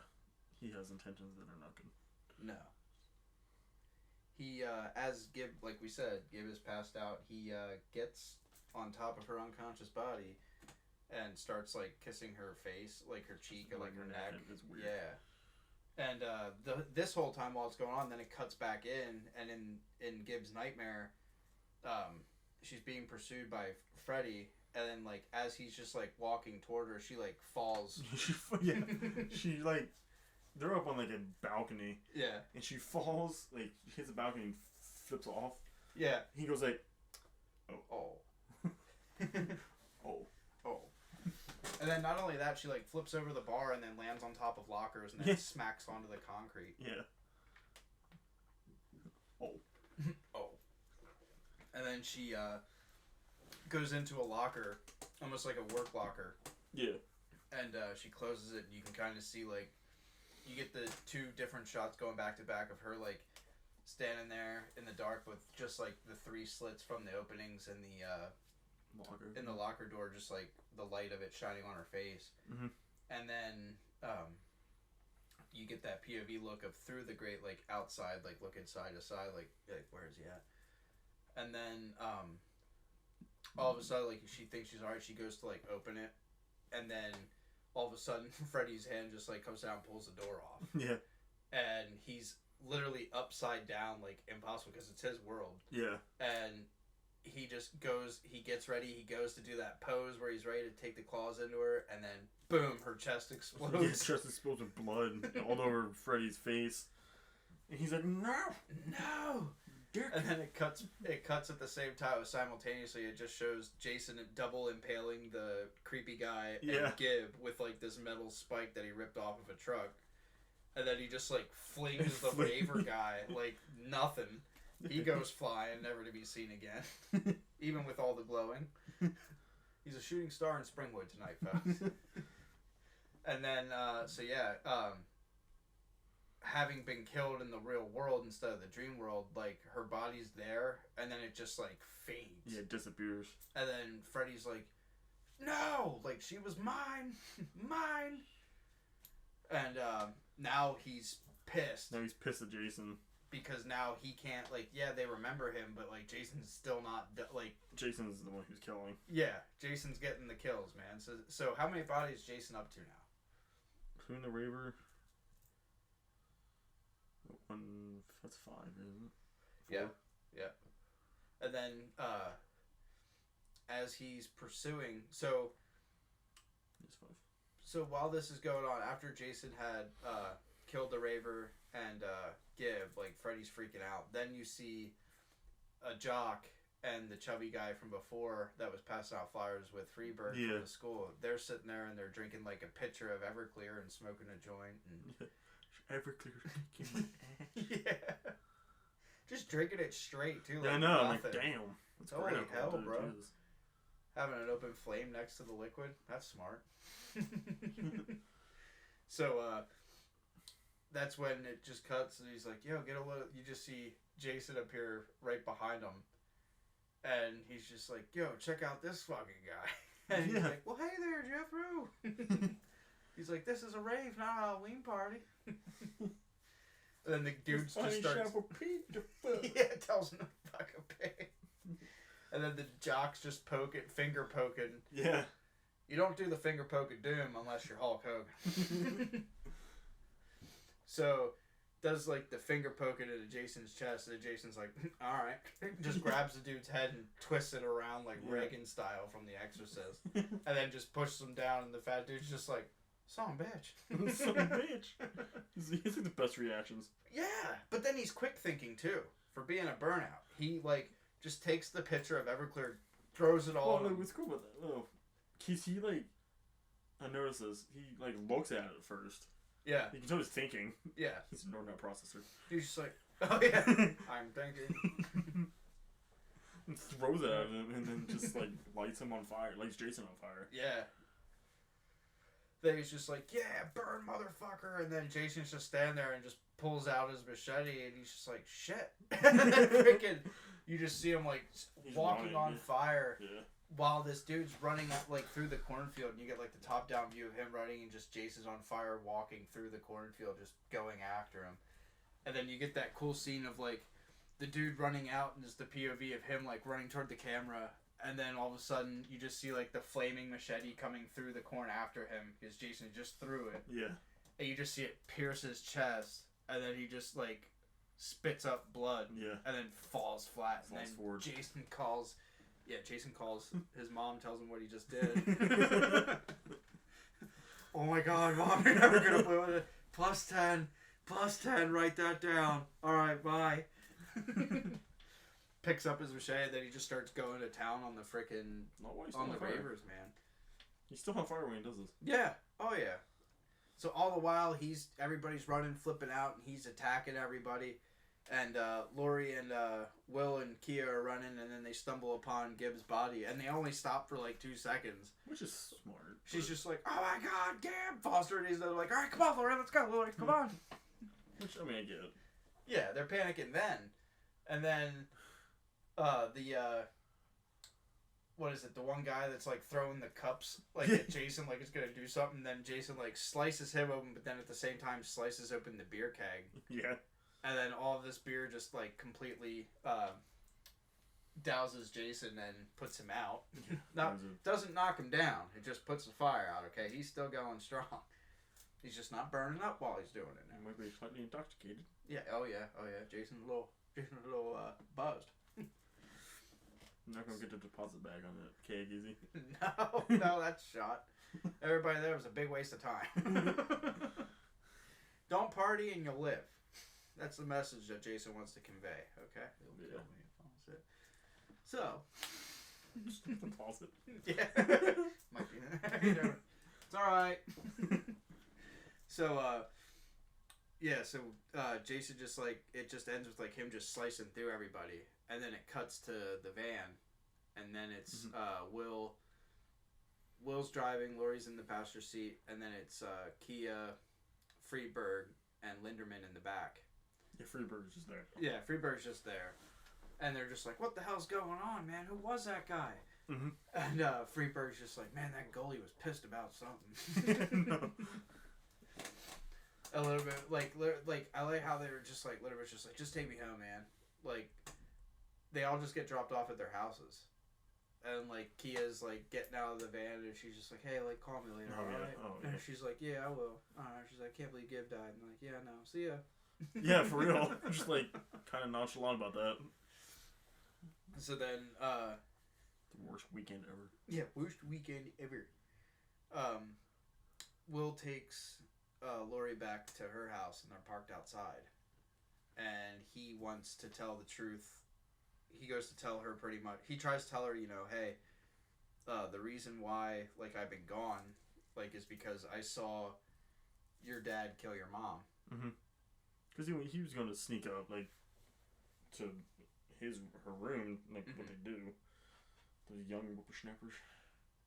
Mm-hmm. And just see her father just kill her mom. And yeah, but Laurie's like, what? Yeah. What? Then, her dad sees him. Mm-hmm. Yeah, her dad, like, comes to the window. Get out of the van! Get out of the van now! Pulls him out. And then he's pretty much, like, manhandling Will, like, for no damn reason until, like, she's just like, what the hell's going on? And he's like, no, don't go home with him. And he's like, you're sick. And he's just like, he's the one that had me committed. And she's like, what the fuck, Dad? And he's like, you don't understand. You still don't. You're sick. And then he drops Will, and then the dad chases Laurie back into the house. And Laurie's standing at the stairs, and she's just like, how did Mom really die? Did you tell me the truth? How did Mom die? Because Laurie thought she died in a car accident. Mm-hmm. And then that's what he keeps saying. Laurie's like, no, you're lying. Yeah. And finally he admits, because she's like, did you really have Will committed? Like, and he's like, you know, she's like, do you work at Weston Hills? She's like, because I thought you were just like a practitioner. And he's like, I do work there from time to time. And she's like, fuck you. And just like goes up to her room and then leaves again. And she goes out the window. Goes out the window and back to Will. Oh. So then they arrive, they go to Mark's. Yeah, they go to Mark's place because they're going to leave. Mm-hmm. All while Mark is just reminiscing about his brother. Mm-hmm.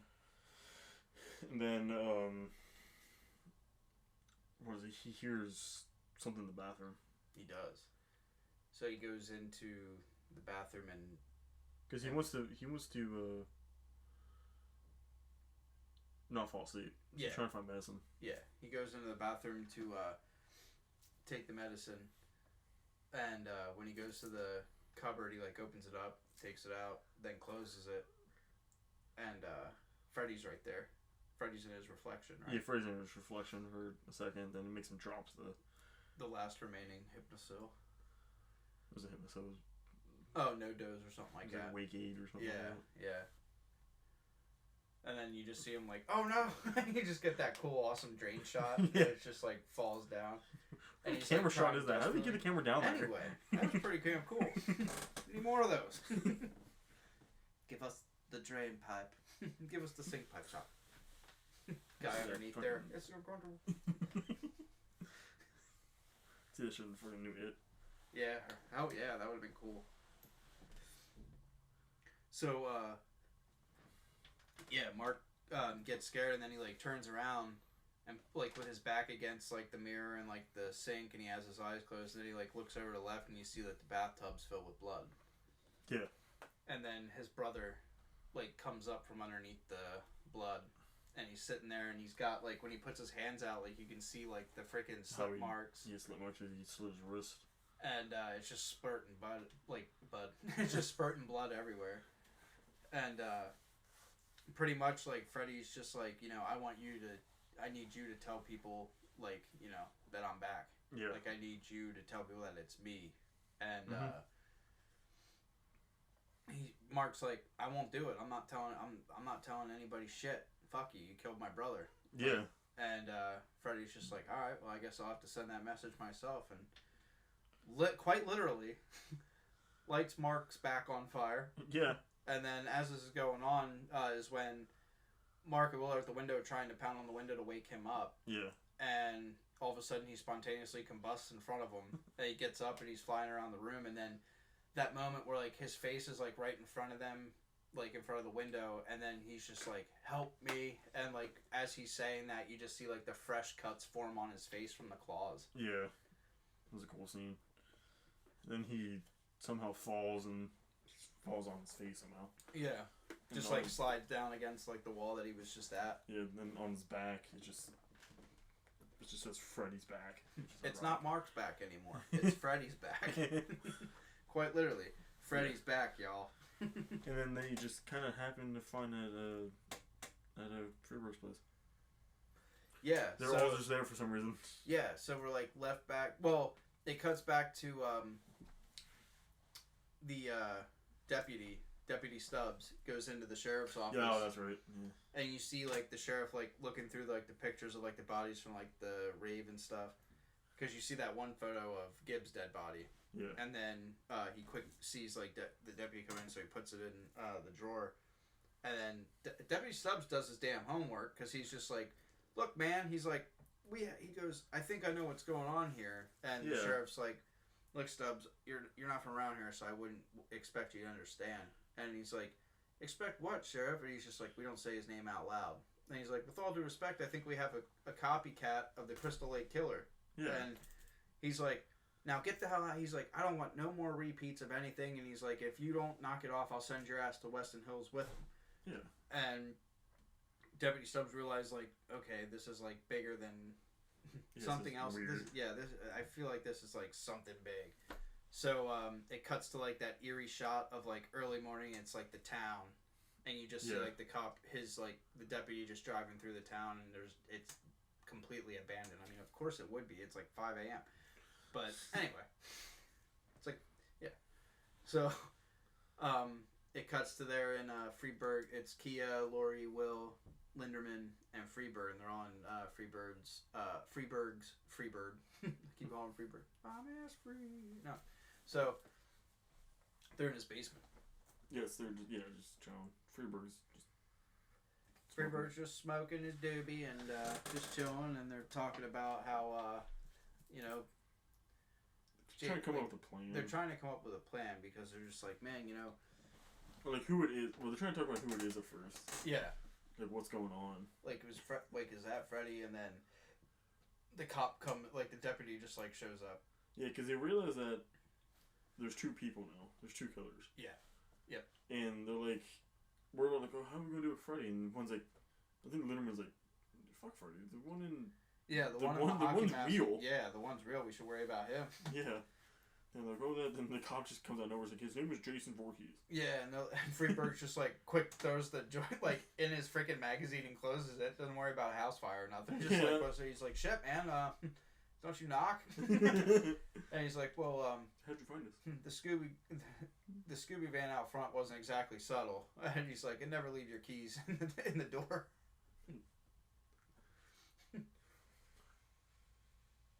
So then they're talking about, like, they're like, so, supposedly this Jason guy, like, drowned when he was a kid. And he's like, no, this is the real, I've seen what he can do. This is a real Jason.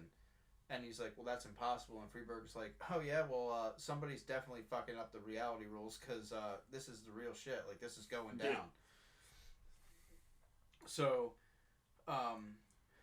they're, like, talking, and, like, Laurie's on the couch, and she just kind of, like, has her head back, and then she leans forward, and she goes, wait a minute, Freddy died by fire, Jason by water. How can we use that? Yeah. And, like, they don't even acknowledge her. And then Will's just like, our deputy's like, maybe we should offer Freddy some sort of sacrifice. And then, was like, like someone pure, like like a virgin. And then they all look at Linderman. And I love, he's like, yeah, what? Why are you looking at me? It's like, you paid for it, still counts. And then it goes to, like, the weird thing where Kia's like, oh, come on, we know who the real virgin is. And Laurie's like, the fuck? She's like, well, Kia, I told you I had confidence. Damn, you suck. New friends. Fuck y'all. And she's like, oh, come on. We know you'd never make it for Will. Why would he want to do you when he can do somebody like me? And then Will just, like, smiles at her and then, smiles back at Laurie. And then out of nowhere, he's just like, let's tie the bitch up. Laurie's like, what the fuck? Yeah. And I like how, like, when they stand up, he just randomly pulls it out of his ass. Like, you folks, when you watch that, tell me where the hell it comes from. But then Will just, like, pulls a roll of duct tape out. Just start walking over to Laurie, and then all of a sudden her dad's, like, there. This is getting out of control, man. This is something you see on the internet. And she's there, and then he's just like, oh, don't worry, sweetheart. Daddy will protect you. And he's like, give Daddy a kiss. So then starts, like, putting his tongue toward her. I was like, oh, shit. Going on here? Morphs into Freddy. Yeah. And then she's like, what the hell? And then grabs his ear. He grabs his ear. She grabs his ear. Yeah. And then, like, pulls it out, and Freddy's like, what the fuck? And she wakes up. Or they wake her up. And then, she was dreaming. Yeah. And then they freaks out. Like, looks at her hands, like, in the bloody ear is in his hand, in her hand. She's like, ew, throws it down and turns into maggots. Yeah. And then Deputy just steps on it. It's on a carpet. Yeah. Well, this ain't my house. It's like a shag carpet. I'm like, they're just maggots. And he's like, what the hell was that? She's like, I just pulled out of my dream. And then the Deputy Stubbs still doesn't get it. He's just like, now wait a minute, how's that possible? And then Freeberg's like, dude, anything's possible. You don't get it. What's there to get, Freeberg? Tell us. Tell us, man. You're like the guy from Cabin in the Woods. Smarter than everybody else around, man. So, they realize, pretty much Will tells them, like, Will and I didn't really have Mark and I didn't really have dreams at Weston Hills. Like, we were on medication, and he tells them about Hypnosil, and they look it up. And then they realize, like, okay, we have to go to Weston Hills to get more Hypnosil. I'm sure there's more places you can get that from, but... Yeah, Plot reasons, you have to go to Weston Hills.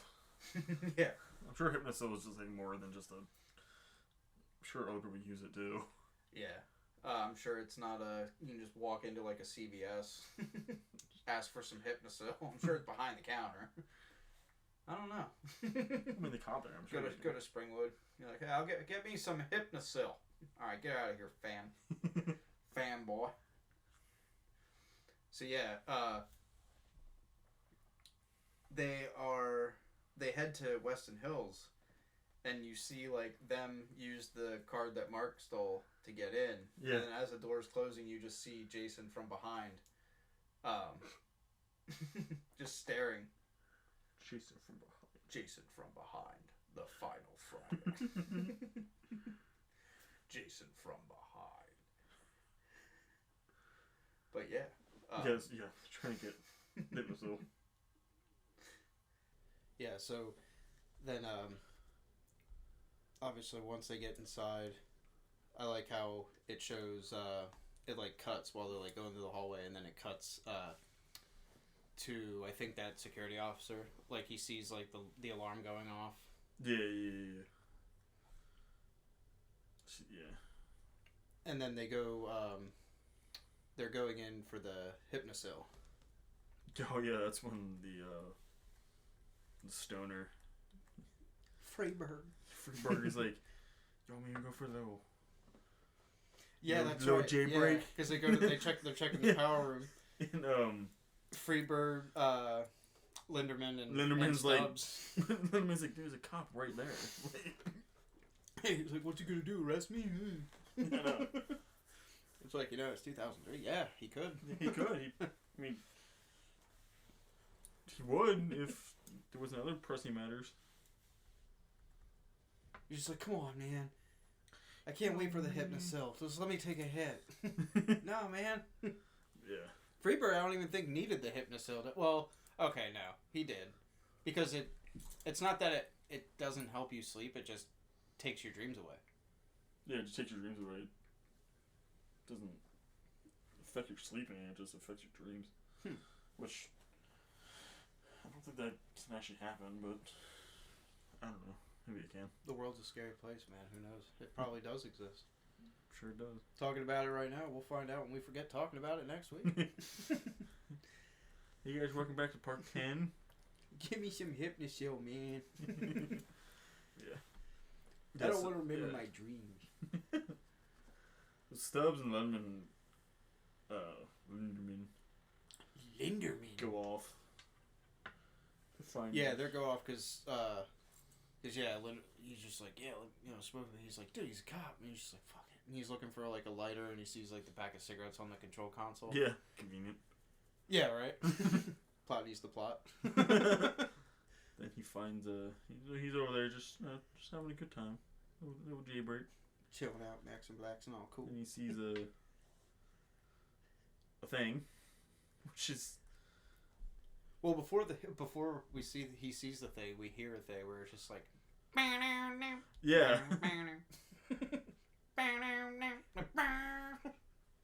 Tried really hard. Stoner music. Yeah. And we're introduced to the Freddy Pillar. Yeah, the weird 2003 CGI. Dude, it didn't. I'm gonna say this right now. Hot take. It didn't look good then. It doesn't look good. It now. has it did not age well at all. In theaters, we had seen this. It was just like it kind of took me out of it, man. Other than the guys behind us yelling titties, it was yeah. But yeah, pulls out the hookah. Yeah, it's supposed. I'm assuming it's supposed to be like the caterpillar from Alice in Wonderland. Yeah, he does. Yeah, it's exactly that. Because he's got like a hookah, which who the hell does that nowadays? Aliens at the cantina. And Maz's castle. Yeah.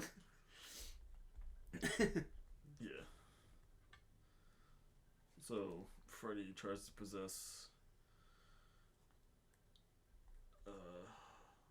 a hive for scum and villainy. Freeburg by the only way that Freeburg knows. Yeah, so Freddy pretty much just takes that big rip out of the hookah and blows it into Freeburg's face and gives him a little shotgun. Then he just fucks off. He crawls away, goes underneath the door. Freeburg's like, wait. Yeah, wait, man. You come back. Can you show me where the hypnocil is, man? Yeah, I know. Actually, there was a deleted scene where he's just smoking weed, watching his friends look for the pills, and he's just fucking addicts, man. Yeah, so he goes into the room. He follows behind the Freddy pillar and goes through the door, and he's in that room where we kind of skip. Yeah, we skip back to Linderman and Stubbs, and everyone else. Yeah, when they go, they first went through that room before Freeburg goes into the room that Freeburg's about to go in. And they're like, oh my god, these it's just a row of all these people in hospital gowns. Their heads are bandaged, and they have bandages over their eyes. I think they were given too much hypnocil, so they're in a coma, a long-term coma. Yeah, medically induced coma. They wouldn't stop dreaming. Yeah. Oh no. And that's why we get nothing but stuff that's tied to IP, because everybody with a genuine idea is on drugs or in a coma. Hot take. Can we talk about it? Just going through it. I'm a suffer in silence kind of. I got this. Yeah. Brian, So, yeah. it's been 20 years. It bothers me! Stormed out the room. Yeah. Wait, no, I can't. Come back. This just changed so I know where I'm going this Friday. Leaves the room. I can't do this show by myself. Door closes. You just be sitting here just like, yeah. Shit. Just slowly fades. Yeah. You slowly reach up to the mic. Tap. Tap to mute. So yeah, And the video's just silent for the next hour. Coming soon. So yeah, they've been given too much Hypnocil, and Laurie's just like, oh my god, like who would do such a thing? Who would do Will's this? just like, your dad. I know. He just like points. He's like, your dad signed this. Yeah, Like all of these. Your dad's name's at the bottom of all these. What the fuck? Can't solve it. Fucking soul twist. We do that at work a lot, man. Like anytime we want to have something on the TV, and there's like an obvious like twist or something, or like there's a reveal, we just go. Or when they have to take you through a damn flashback to like hold your hand through a memory. The jig is up. Game over. Jigsaw's killing you, man. Get out of here, John. Not you, Kramer. So yeah, he's they're just like, yeah, your dad sucks. Yeah, no. Yeah, I believe you now. Yeah, your dad's kind of a dick. And it's never mentioned like about that again. Like yeah, that's it's pretty really much not. it. Like you don't hear or see like her dad again. Yeah, because after this we go somewhere else. Yeah. But just like, yeah, it's just like, oh my god, my dad's a dick. Anyways. Yeah. Anyway, then they just keep going. They keep going. They're trying to find Hypnocil. I'm like, that's right. And then it goes back to Freeberg with the Freddy. He's just staying in the room, and he's just like, "What the hell?" And they're all, and instead of laying down, all the comatose patients are sitting up. Yeah, that was actually a really cool scene because I just had a stroke. Because they're all like laying down, and then like it pans behind him. That's right, because it pans behind him. They're all laying down. Like he's facing the camera, and behind him they're laying down. And then he like turns around, and they're all sitting up. That's right. All their eyes gauzes are all red. Yeah. Yeah. Which was a cool. That was a cool effect. Yeah. The if you noticed, the one patient, because he's just like, "What are you guys saying?" And that one patient like comes up and whispers in his ear. That's Mark. Oh. I did not notice that. Huh. I didn't know that. I've seen this movie like 4 times. I didn't know that. Yeah. He so, I mean, you can't really tell. They went out of their way to like conceal his head, but it's him. Like he has even though his head's wrapped and he got the gauze, though, it's him. Yeah, that's cool. So they're pretty much like those people. They're whispering. So when he whispered him, he's like, "What?" And then he opens up the cabinet, and that he sees all the Hypnocil. Which they were so close. They were so damn close. They just had to turn around. And he's like holding them, and all the whispers are getting like a little louder, but you still can't hear what they're saying. And he's just like, "No, I can't do this. We need this stuff. I can't dump it." And he's just standing there in front of a sink conveniently, and looking at these bottles. And then he gets like some goo. Get some goo on some Freddy goo. He looks up and there's a Xenomorph. No, so.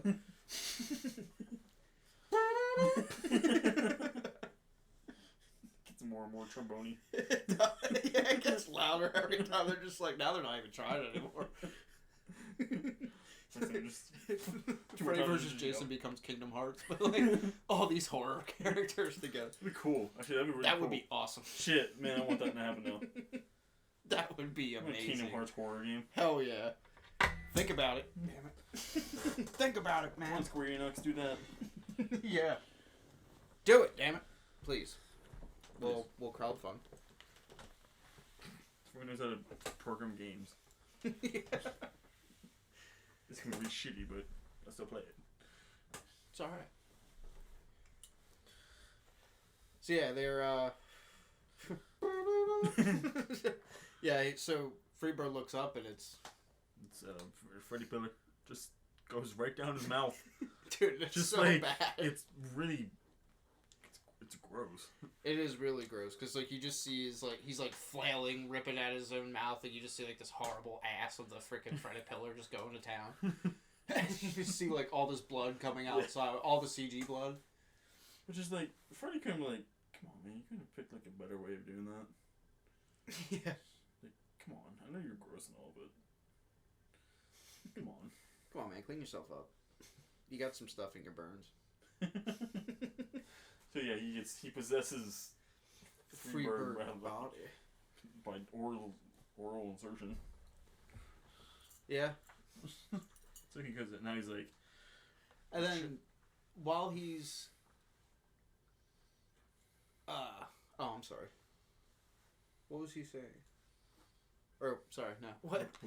No. When he's dumping the stuff. Or no, after the Freddy Pillar jumps into him, into him, as he jumped inside, Vulcan. So it cuts. It cuts to them coming back. They're like going back into the control room because I think they're like, "Where's Freebird?" Yeah. Oh, that's right. Because as that's going on, that security guard that noticed the alarm went off. He's seeing that there's like the alarm's going off at that door, so he's going to check it out, and then he's approaching it because you hear the bangs, and Jason's banging his way in. That's right. Yeah. Oh yeah, that's right. Because Jason's still outside. Yes. So Jason blows that damn door down. He does in 3 hits. Yeah. That's a solid like steel door. Too. 50 Shades of Jason X. 3 hits and the thing goes like off its hinges. Yeah. The big heavy ass door because it kills the guard. Yeah, it crushes the guard. And all you see is just Jason walking through, and the guard's underneath the door. You don't see the guard; you just see the blood coming out from underneath. And I think you just see like his hand with the flashlight, or like with the gun. I don't know. It's fake blood. That's corn syrup. You can definitely tell it's corn syrup. Oh hell yeah! But it's not that fucking opaque. No. But it's a lot darker than that. So they I mean, not that I would know. Yeah. Oh, I don't know. It's hard to wash. Check out Dahmer on Netflix, everybody. Good plug. It's not sponsored by I Netflix. know. Right, who are you talking to? The people. One of them will help.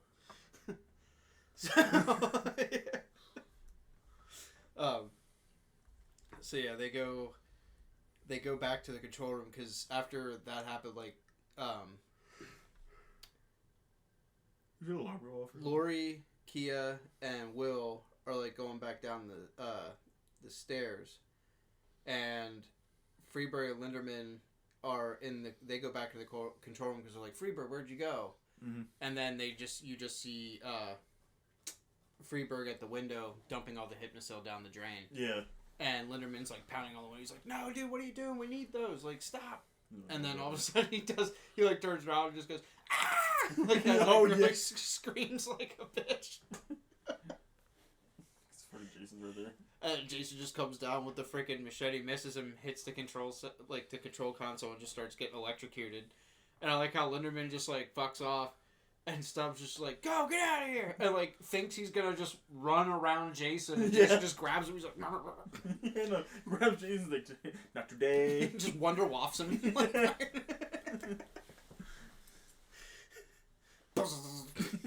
Oh, they nerfed it. Oh my god. But yeah, R.I.P. Stubbs. And I love how like Jason just like stops being electrocuted, throws Stubbs like into the control console, and then just drops him. Yeah. And then it cuts back to the rest of the group because the lights are flickering, and Will and Kia and Lori are like, wait, where's Freebird? Come on. Like, where's everybody at? The lights flicker, then they run back up the staircase. And then that's when they're in the room with the coma patients or whatever, and they're like, what the hell? Because they came back in through that way. And Linderman's are there, they're just like, what the hell? Who did this? Or like, Freebird did it. Like, and they're like, what the hell? It's all gone. There's nothing left. And then you just see, like, it's very fast. Like, as they're talking, you can just see at the door of that control room the shadow of Jason with Stubbs' body, and he just throws Stubbs through the door. Through the doors? Is it through the windows on? No, through the door. It's through the door? Yeah. Yeah. Throw him to the door, and then they scream and start running after him, and then they run back out into the corridor. And as Jason's walking, they see Fredberg. Zoidberg.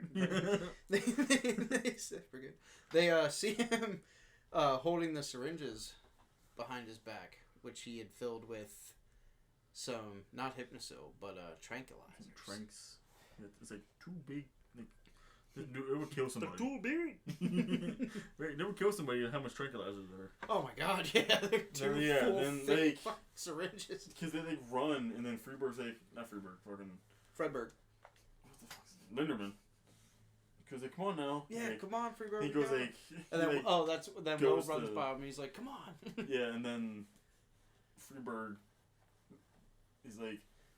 Something about like I got this bitch. Or something. Let me handle this bitch. Yeah, or like, something like that. Fucking Linderman's like, oh okay. Alright. And then it's that weird like slow like where like they look and you just see him. They're like, look, and he's holding it like. Yeah, I know. And then Jason's just walking, and I like how he's just like, come to Freddy, and like laughing and shit. And then he's just like, these are my children, Jason. Go back to where you belong. And like takes him out and then jars him right into his freaking shoulders. Yeah, right, like in his neck. On each side of the base of his neck. And just fully, like, plunges all of it into him. As soon as that happens, he just gets one pot shot in. Yeah, Jason's just like, Just right down through the chest. And cuts him right in half, dude. Yeah. It's that, like, cool effect where it just, like, cuts him so fast. It just, like, takes a little bit you for him just to fall apart. Yeah, you just see, like, the top part kind of, like, spin away. And the bottom part dropped perfectly. Yeah. And I like how, like, after he says that, and they're like, oh my god, it cuts to that weird shot of, like, Lori, where she's just, like, has her head out, and then she's just, like, looks to the camera, and then you just hear, these are my children, Jason. Go back to where you belong. And Jason succumbs to the tranquilizer and passes out. He does. They have tranked. They got Jason tranked now.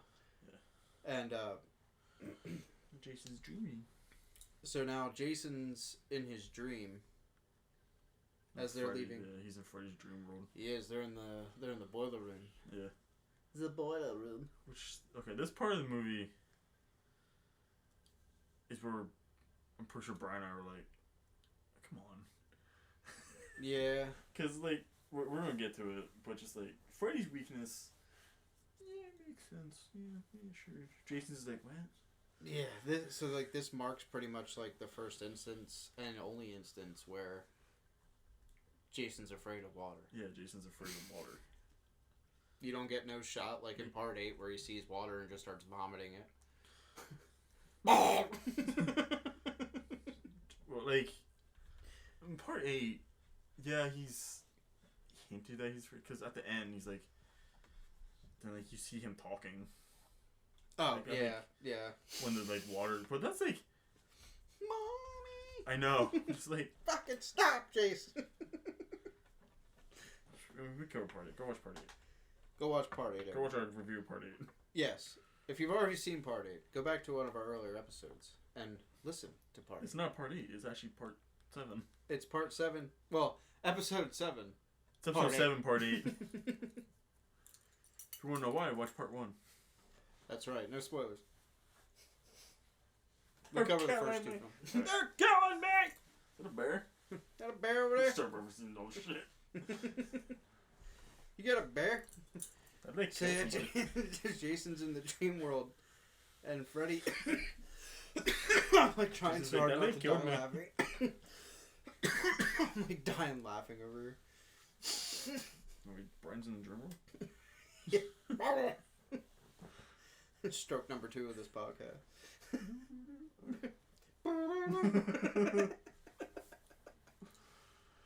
But yeah, so Jason is dreaming. It's like he's just standing there, like in the middle of the boiler room, and his mom appears to him again on the catwalk. But of course, we know it's not his mom. but he still thinks it's his mom. You know, she has a red sweatshirt on. Yeah, she's wearing the red sweatshirt. Pretty much wearing Freddy's shit except for the striped sweater. Like, it's just a red sweater. And she's just totally like... It's Freddy as Jason's mom just totally trolling him. Just like yelling at him and stuff. Yeah. And Jason's like actually like, oh shit, I fucked up. Yeah, Jason was pretty like, he's almost like, you know, if you scold a dog. Yeah. And they just like put their head... And she well, Freddy disguised as Pamela. She's just like, you're like she's like, you were just supposed to kill a few of them. And she's like, but no, you can't stop. She's like, you're like a big stupid dog that won't stop eating. And then, like, she's screaming at him, and then, like, as she's walking toward him, she just, like, disappears, because Jason, like, puts his head down, and then you hear Freddy laugh. Yeah. And then he, like, looks up, and you see Freddy standing there full of tar. Full of tar. That's how he was... Yeah. Brag. Dropping a lot of franchises in this episode tonight. We're just gonna... Every time we reference another movie, we're gonna do this whole theme.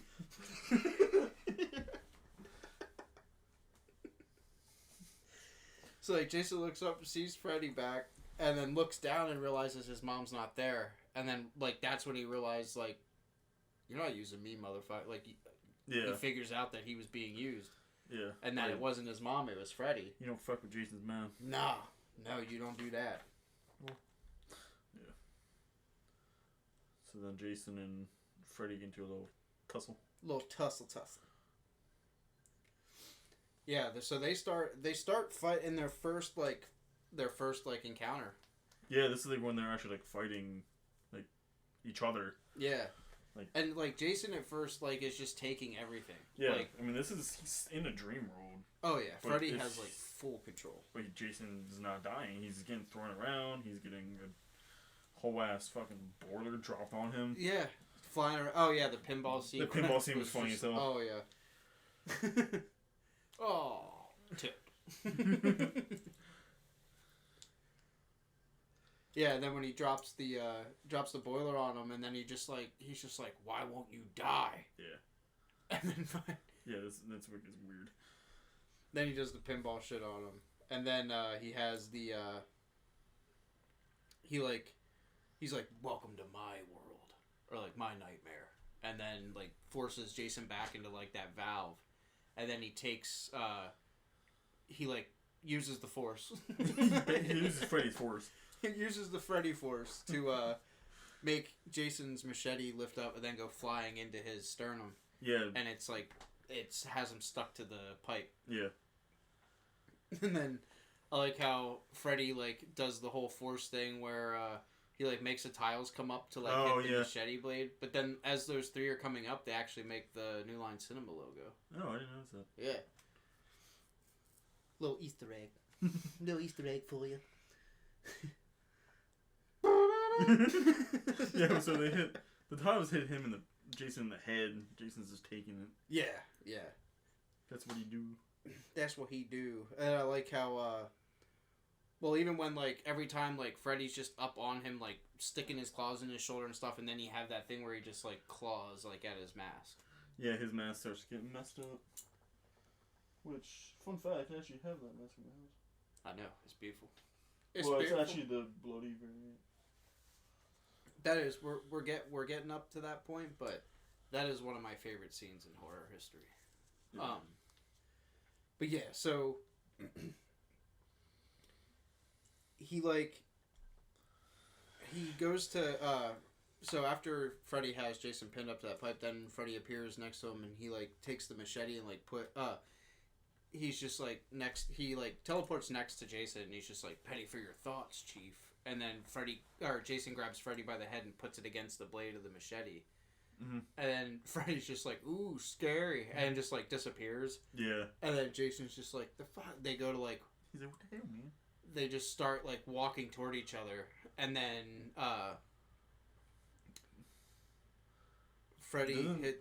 they go to fight each other. And then Jason brings down his machete. And then Freddy grabs it with both hands. Yeah. Oh, yeah. And then it hits like he forces it off, and then it hits like the water pipe. It's like a water valve above him. Yeah. Jason's like, oh no. And then as soon as the water starts pouring on him, he just like starts shaking and shivering and drops his machete. It makes Jason look like a complete wimp. Just like, come on. Just falls to his knees. Now remember though, because I mean it did get a lot of backlash because they were like, why did he turn back into a kid again, like in part 8? Yeah, But here's the thing, this is a dream. This is a nightmare. Like anything can happen. Yeah. So the water reverts Jason. It turns him back into a sniveling baby. Yeah, he's back 11-year-old kid. Freddy's like, interesting. Pretty much. He's like, oh, now that's a face only a mother could love. Yeah, like, he lifts off his mask and is like, ugly little shit. Yeah, I'm like, damn, alright. Trolls him. And it's cool though, because like where he's just like, he's like, let's see, what's he say before he I forget exactly what he says, but he just starts sticking his claw. He sticks one of his claws into young Jason's head. Yeah. It's his temple. Mm-hmm. And obviously he's in pain because he like out. I can't be like, what the hell he says. He's just like, and dig a little deeper. Yeah, or and like that's when you get that visual where it like follows his blade into like Jason's like tendons and shit, like in his head, all the muscles and stuff, everything being ripped away by the claw. Yeah. And then it touches into his dream where you just see Jason just like carrying like a dead body, like he's just waiting to like his like sunken in cabin, which is like now his home. Mm-hmm. And as he's like walking in, he like opens up this closet like full of souls that like he of like all the people that he killed. Not like weird like jump scare. Just, yeah. Like, dead body just pops up. The dead body, you get to see a nice silicone booby. And then it just floats away. Yeah. Bye, booby. Goodbye. Oh no, it's cold in there. So, yeah, and then as that's doing, after that first little jump scare, then you just hear Freddy go, I'm dying to see what skeletons are hidden in your closet. Yeah. And then as that's happening, it cuts to, back to the gang. Cuts back to the mystery machine. Basically, that's what it is. Yeah. Scooby and the gang. Jason and the gang. So yeah, all while the dream thing is going on, they come up with a plan to bring Jason back to. They want to bring Freddy out of the dream. Yeah, they want to bring Freddy out of the dream. Because remember earlier when we talked about it, she had pulled his ear off, and that's when she realized, she's like, I pulled that out of my dream.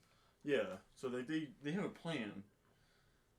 So they want to give Jason like a home field advantage to bring him back to Crystal Lake, which is like, yeah, but it makes sense, So they somehow found out where the tranquilizer is at. Because they have like 5 syringes of it.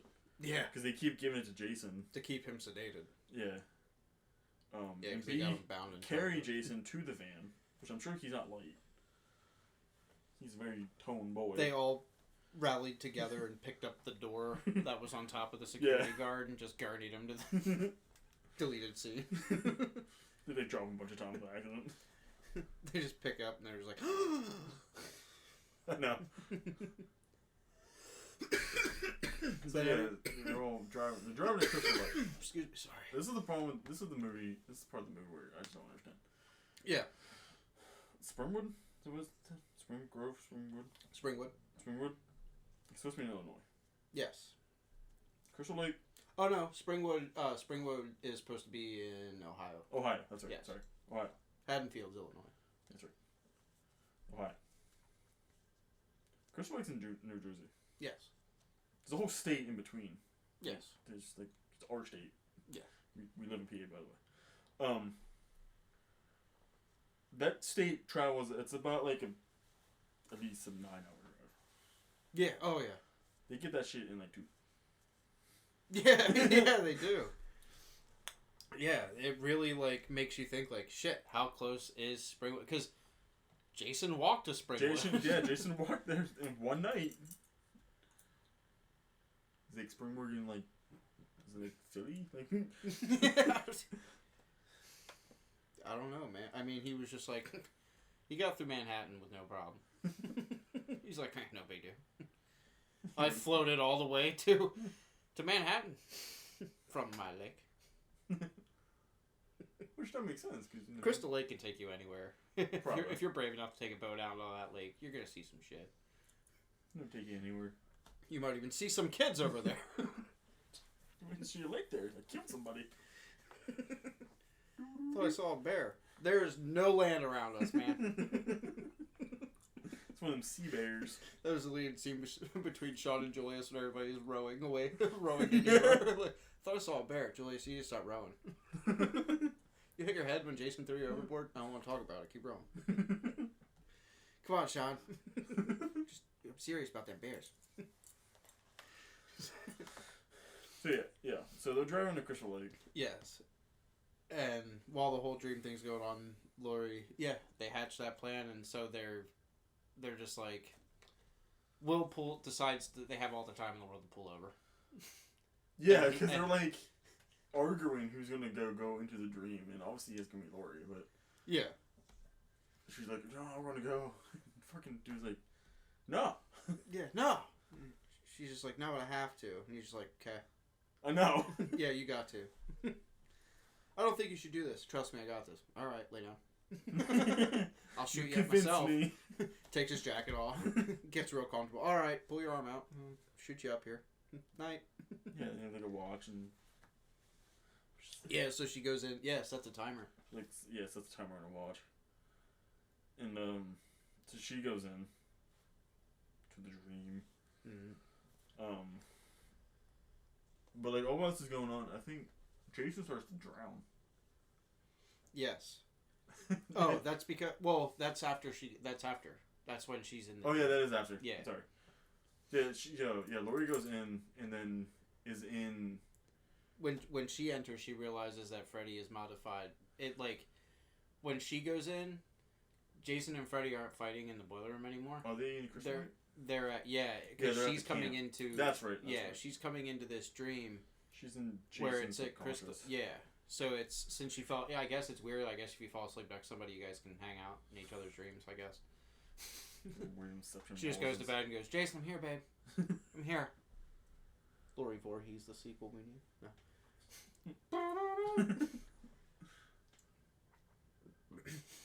So yeah, she's just like walking through. Yeah, she's walking through like there's the whole. She walking along the beach. Mm-hmm. And you see all the kids. All the kids are bullying Jason. Yeah, you do. You see the young Jason, which is weird. Okay, I understand that he was different. That he had a hydrocephalic head and was a poor swimmer. All right. Look at what all the damn kids are wearing. This is also 57. Don't make excuses for that. All right, here we go again. I'm just saying. Here we go again. No. It's different than the morgue scene. Axel's like, it's okay. They can wear that. It's fine. The morgue guy said it was okay. All right. You too. He works at the morgue. Don't give him excuses. Why are you going to do that to me? Don't give him excuses. Just give me all the options.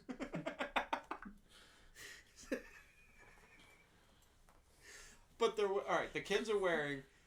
They're all wearing matching T-shirts. Jason has the same shirt as them. Yeah. They're all wearing shorts, or like I think the little girls are wearing like swimsuits back then or whatever. But like the kids, the boys all have like the white shirts and shorts, black shorts. Why the hell is Jason Voorhees wearing sweatpants and boots? Oh yeah, he is. I just realized that. I mean, he could have. He's a little different.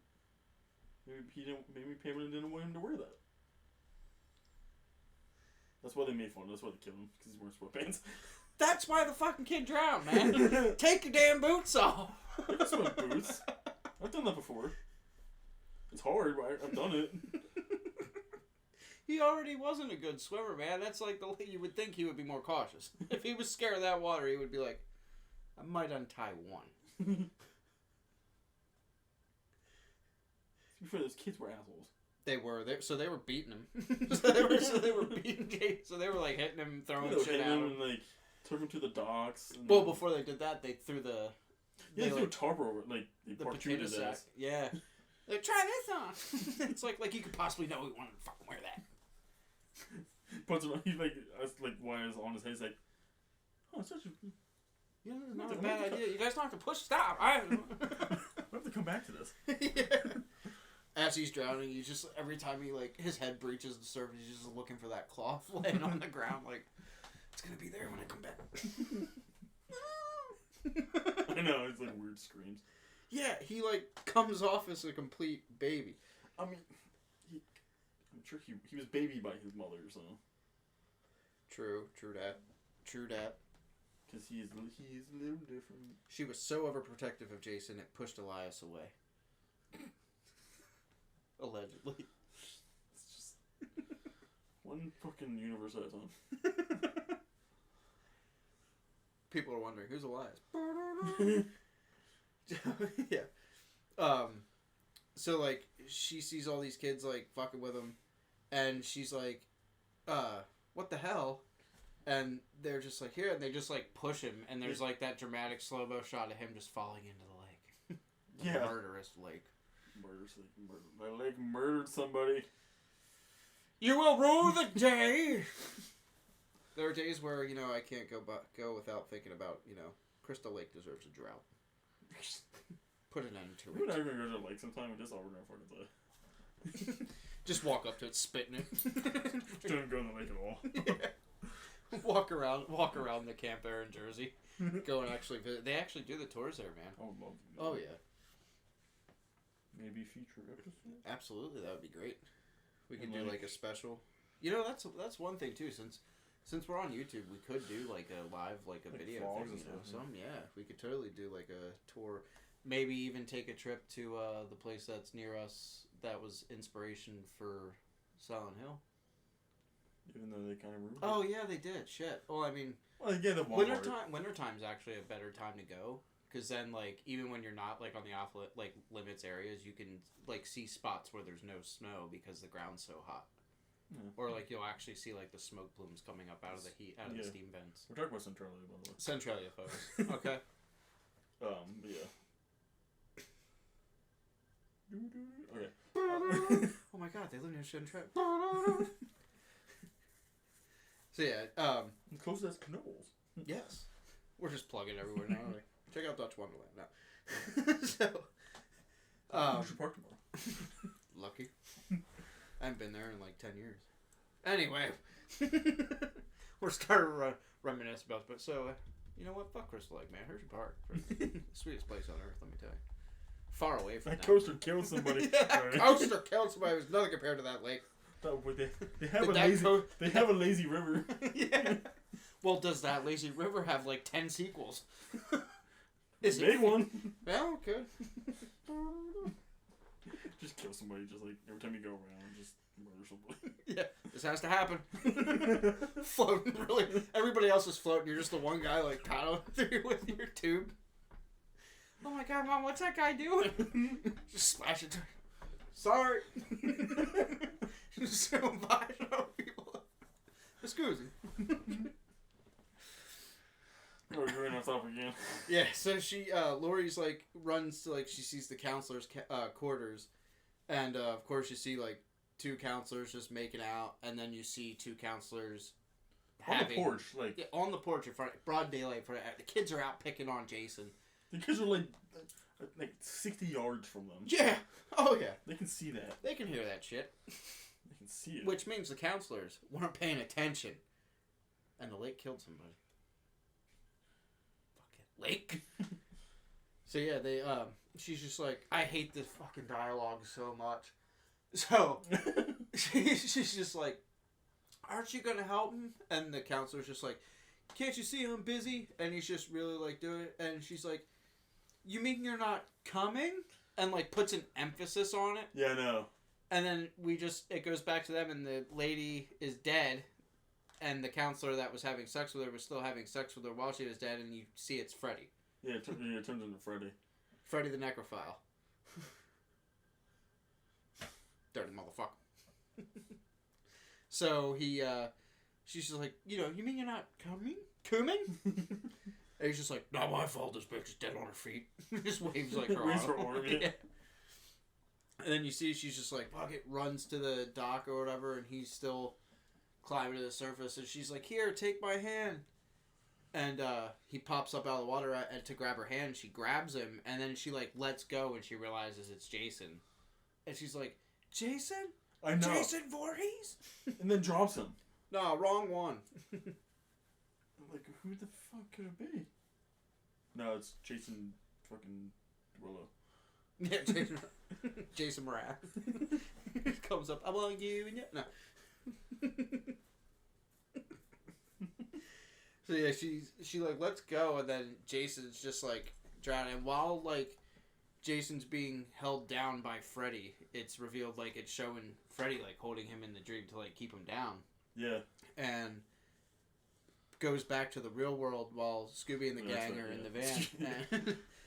And you just see, like, all of a sudden, like, Jason just starts writhing, like, in his restraints, and you see, like, water start pouring out of the holes in his mask, and I thought that was really cool. And like, oh my god, he's drowning. Yeah, oh yeah. And it gives to such a hilarious setup, like, between them in the van, dude.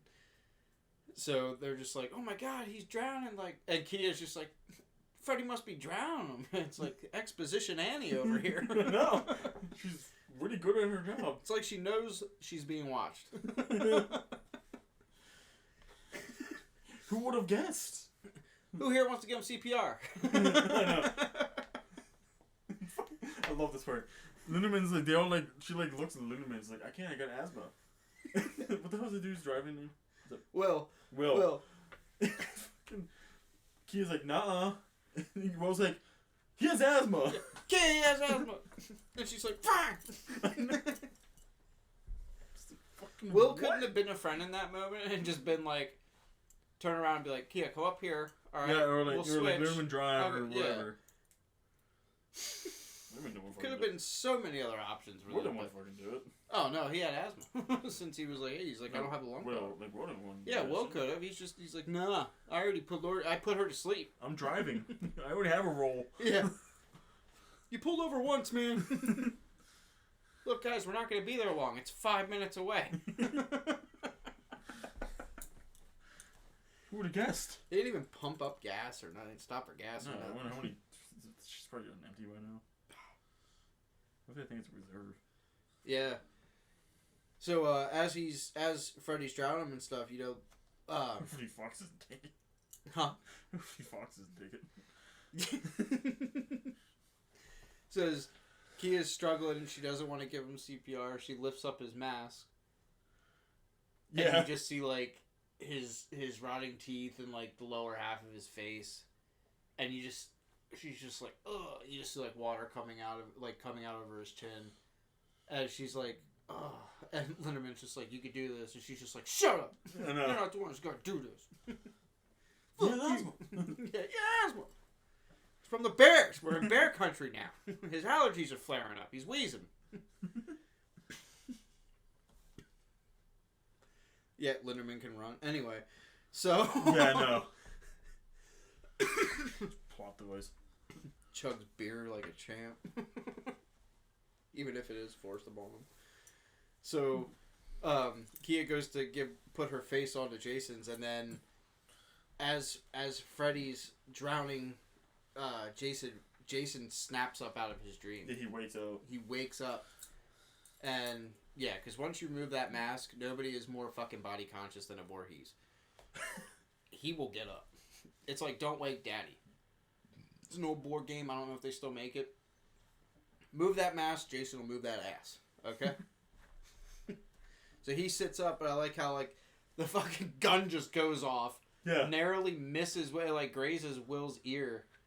And then it hits the fucking windshield. And then they, like, drive, they just hit, like, this random boulder that's on the side of the fucking road. It flips, and then it just starts spinning, and it has the most ridiculous, awful CGI shot of Jason just swings conveniently out of the fucking van. Oh, yeah. And he swings his machete in midair while he's flying. He's just like, whoosh. And he fucks off. Lands on his feet and just leaves. Friday the 13th, part 11. Jason flies from a van. Fast Furious 10. Fast and Furious 10. 10 now or only 9? There's so damn many. I think there's a 10th one coming out. Sucks that I know that. Sucks that we all know that, folks. I don't fucking know that. I only watched the first one. That's fair. Which in reality, you're watching the first one, it's just Point Break with cars. It's boring. at least Point Break had Patrick Swayze and Keanu Reeves, man. Robin Banks. So Jason's out of the dream. He disappears out of Freddy's hand, and Freddy like looks up at Laurie from underwater, and he's just like, "You." Yeah, I know. He goes, "You." The water starts boiling around him. You. The water starts boiling around him. He gets all red, and he jumps up out of the water. And this actually I like this scene a lot because we got to see Demon Freddy. Yes. Where he's actually like fucking pissed. Yeah, dude. His because his ears get all pointy, his eyes get all bloodshot. Yeah, and his face is like has more of those like burn holes in him and stuff. He just looks like his teeth are all ground. Sharper to points. That look looks so freaking cool. And we actually make those eyes, but like it's like not a very popular like one, just because if you go back and watch it, those eyes are really only used in close-up shots, like in 2 shots. That's pretty much it. But where he like jumps up out of the water and then jumps onto the dock, but he's like completely dry. Yeah, no, he just dries off. Just dries it's off. Off his heat. He used the false from the dream demons. It's off his heat. He just warms them up. So pissed off Laurie. Yeah. Or Freddy. Pissed off Freddy pretty good, and yeah. All of a sudden she like goes to she like has him like on the dock. He like tackles her. Yeah. And they're rolling around, and then her alarm's going off. Yeah. And he's like, "What's wrong, Laurie? Miss your wake up call?" And then she's transported in front of her house, which is Freddy's house. Yeah. And she's in a nightgown, and she just gets that shot of like, it's just that shot of her in the dark, like from behind. She's just screaming like, "No!" because the blood starts pouring from the door. Yeah. And it cuts back to the guys like, they're like Kia's helping or Linderman's helping Will, and Kia's just like, "Guys, look!" Like, because Linderman's helping Will carry Laurie's body because she's still sleeping. Yeah. And Kia's just like, "Guys, we're almost there," and points, and sure enough, Crystal Lake Resorts is fucking 2 feet ahead. I know. She's like right there. Just how long are they walking? They've been walking for 5 days. Freddy had the best house in fucking Springwood, man, because on GPS, you look, literally, 10 minutes and 8 seconds to get from 1428 Elm to Camp Crystal Lake.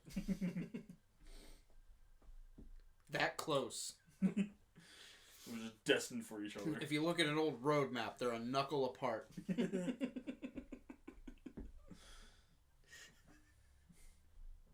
Someone points out on a map. No shit. And you know they're like 10 minutes above them is the Barrens. Yeah. That's just beyond the mouth of the lake. And beyond that, Manhattan.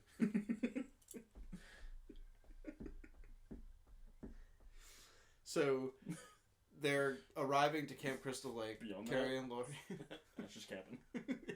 What about that dark, shadowy place over there? That's Haddonfield. You must never go there. It's an evil day cabin, just like in the woods somewhere. And in between those 10 minutes, to get from between 1428 to Crystal Lake, the Bates Motel is literally the last stop on the left. The road they have to take, there's a church right there, and like there's a tube going down it. You'll see an old beat up truck with a license plate beating you. We're making up a universe that does not exist. No, it does not. Or mine it does. This is Jason's Dominion. All within like 10 miles of each other. And you don't want to go anything beyond, because if you go beyond, don't. No matter how much you feel you have to.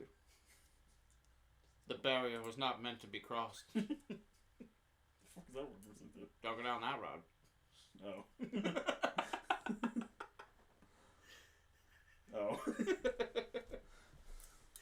So, Alright. they are at the camp with Lori, and it goes back to Lori's nightmare, and she's in her house, and she's walking up the stairs, and she hears like some screams and stuff, and she's just like, Dad, hello, and Papa. she's like walking up, like the upstairs is wooden plank floor, and I like that trap that like as she's like reaching like midway, you see like the wave, like something's underneath the floorboards. Yeah. And like snatches her foot. Yeah, so like they come up like plankos and just fucking clap, like snap right. Her foot goes right in between them as she trips and falls. My ankle. And then, before that, she goes up the stairs and then she sees her dad going into the room with the knife. Yeah. And she's like, Daddy, no! Like, because it's the night that her mom died. Yeah. And you actually see, like, she looks at the doorway and, like, her dad's going into the room and you see, like, he moves the blankets and the mom's just laying there, like, covered in blood. And he's like, what the hell's going on? Like, she's already covered in blood and he didn't do anything to her. And he's just like, what the hell? And then all of a sudden, like, Lori looks, like, in front of her dad to look at her mom and Freddy's on top of her with his knives. Yeah. And she's like, Freddy? And he's like, I always had a thing for the whores that lived in this house. And just starts slicing at her. And then she runs away, and then that's when the floorboards come up and trip her and grab her. And as she's Freddy like appears like right on top of her, and he just starts like cutting her up like on the chest and stuff. And they get Lori inside this cabin in the real world while she's sleeping, and while they're holding up in this cabin, I think it's Linderman that looks out Linderman and Kia look out the window. Yeah. And you just see that nice fucking creepy shot of Jason walking back into Camp Crystal Lake through the trees. He's home. Imagine seeing that and just shitting. Jason's home. Jason's home.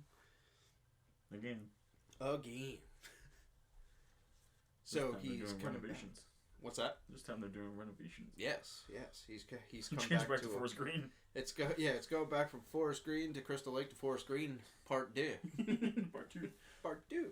Well, the first time. Yeah. Took me Forest Green for like, it's Forest Green for a while. For a long time, yeah. The timeline is pretty fucked up. Because at this point we're in like, this actually is we're actually in 2003. Yeah, I think it does take place in 2003. Yeah, because this takes place way before the events of Part 10. Yeah, this takes place, even though it came out after Part 10, this takes place in between Freddy's Dead, The Final Nightmare, and Jason X. Sorry. You just did it. That was my third stroke of the evening. Brian, you alright? Quick, what's his favorite song? No. What's his favorite band? Vecna has him.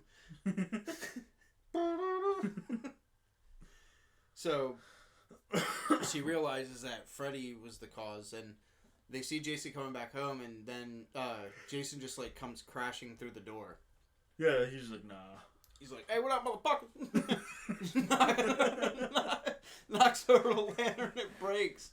And you just see, like, a fire happen, and, like, he goes to, like, hit at them, they shove a table, Linderman and Kia, like, shove a table in front of Jason.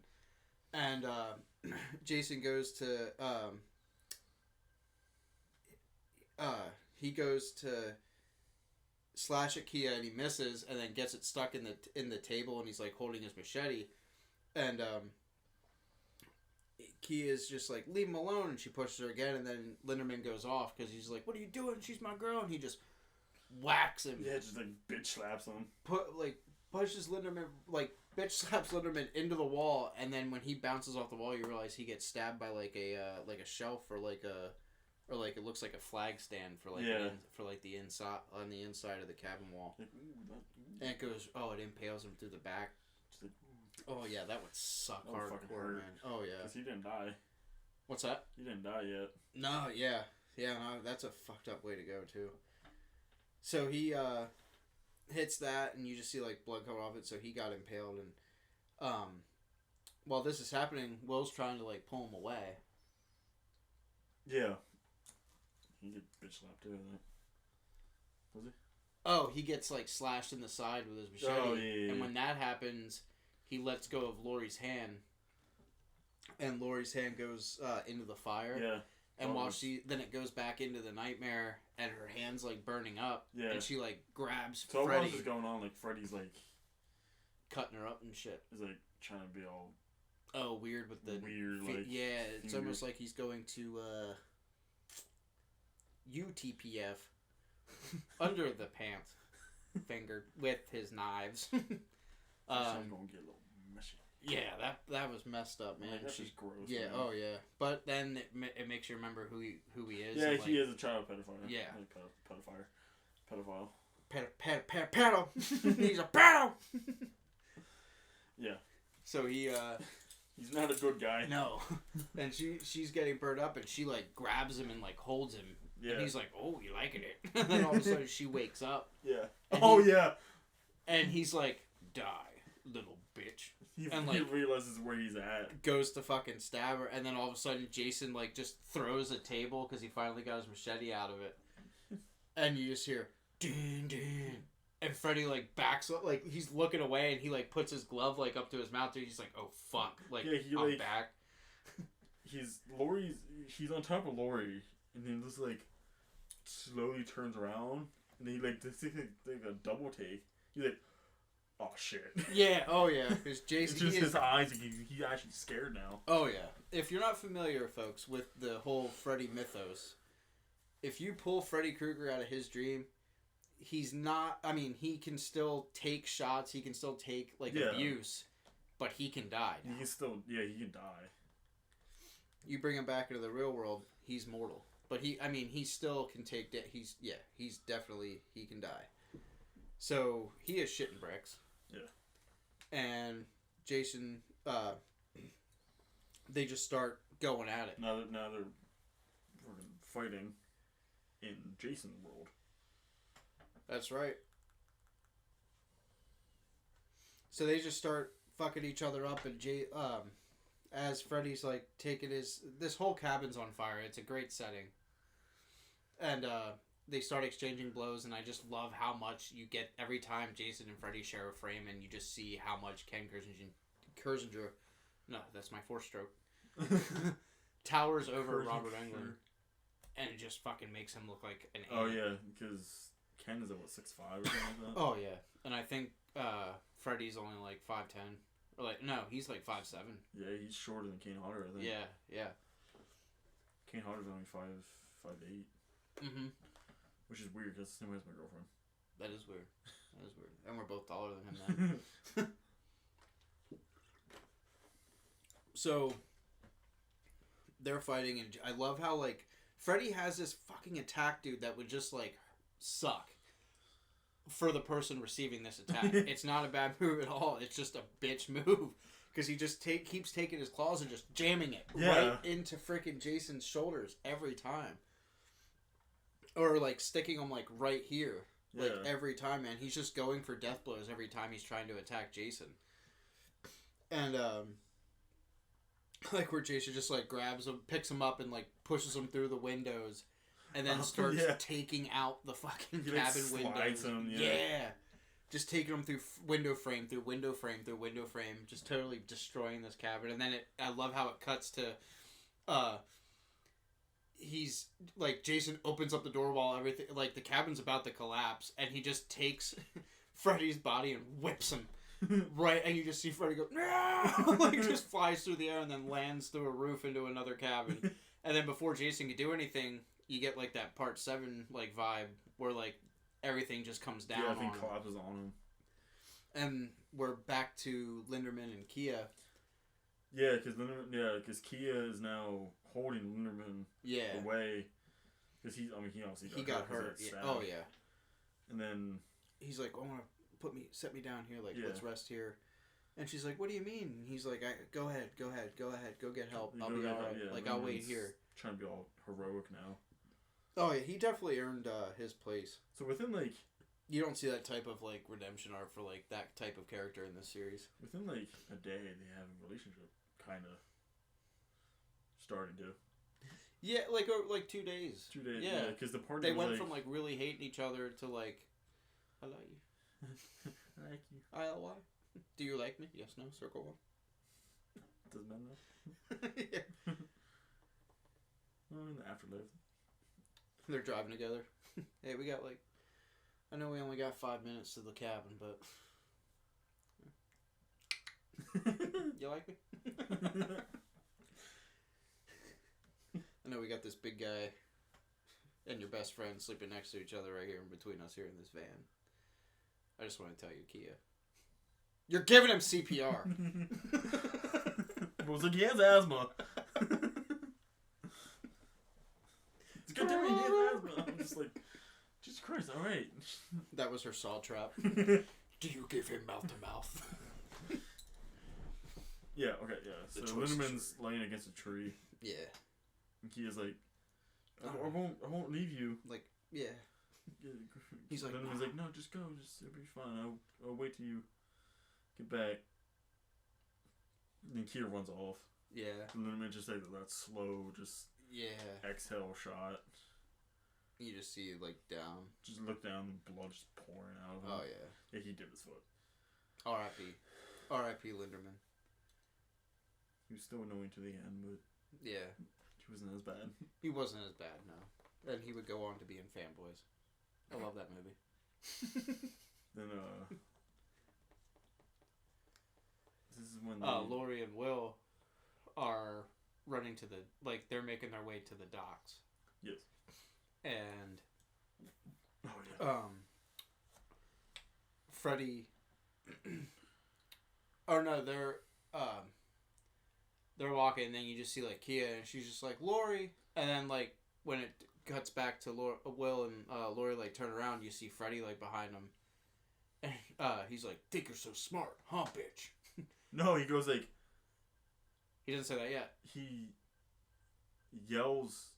Well, Kia gets because isn't Freddy walking to Lori and Will, and then Kia behind them yells. But she yells. Lori like yells out to him, and they turn around, and you see that you don't see that Freddy's behind her first. Oh. And then when she yells, then it cuts, and the next scene, literally the next shot is his glove, and you just see Lori and Will turn around, and then you realize she wasn't just yelling for Lori, she was just yelling for her to turn around. Oh. You know what I mean? Because Freddy doesn't know Kia's there. No. Because at first he ignores her because he's racist. Oh yeah. And he's just like, think you're so smart, huh, bitch? And then she's like, Freddy. Oh yeah. And then he turns around. He turns around and looks at her. And looks at Lori. He's just like, oh shit. He's like, oh yes, dark meat. Yeah. I'm like, wow. Oh sweet, dark meat. Freddy, no. Things you can't say anymore for 200, Alex. Well, he's dead too. Freddy. Hashtag canceled.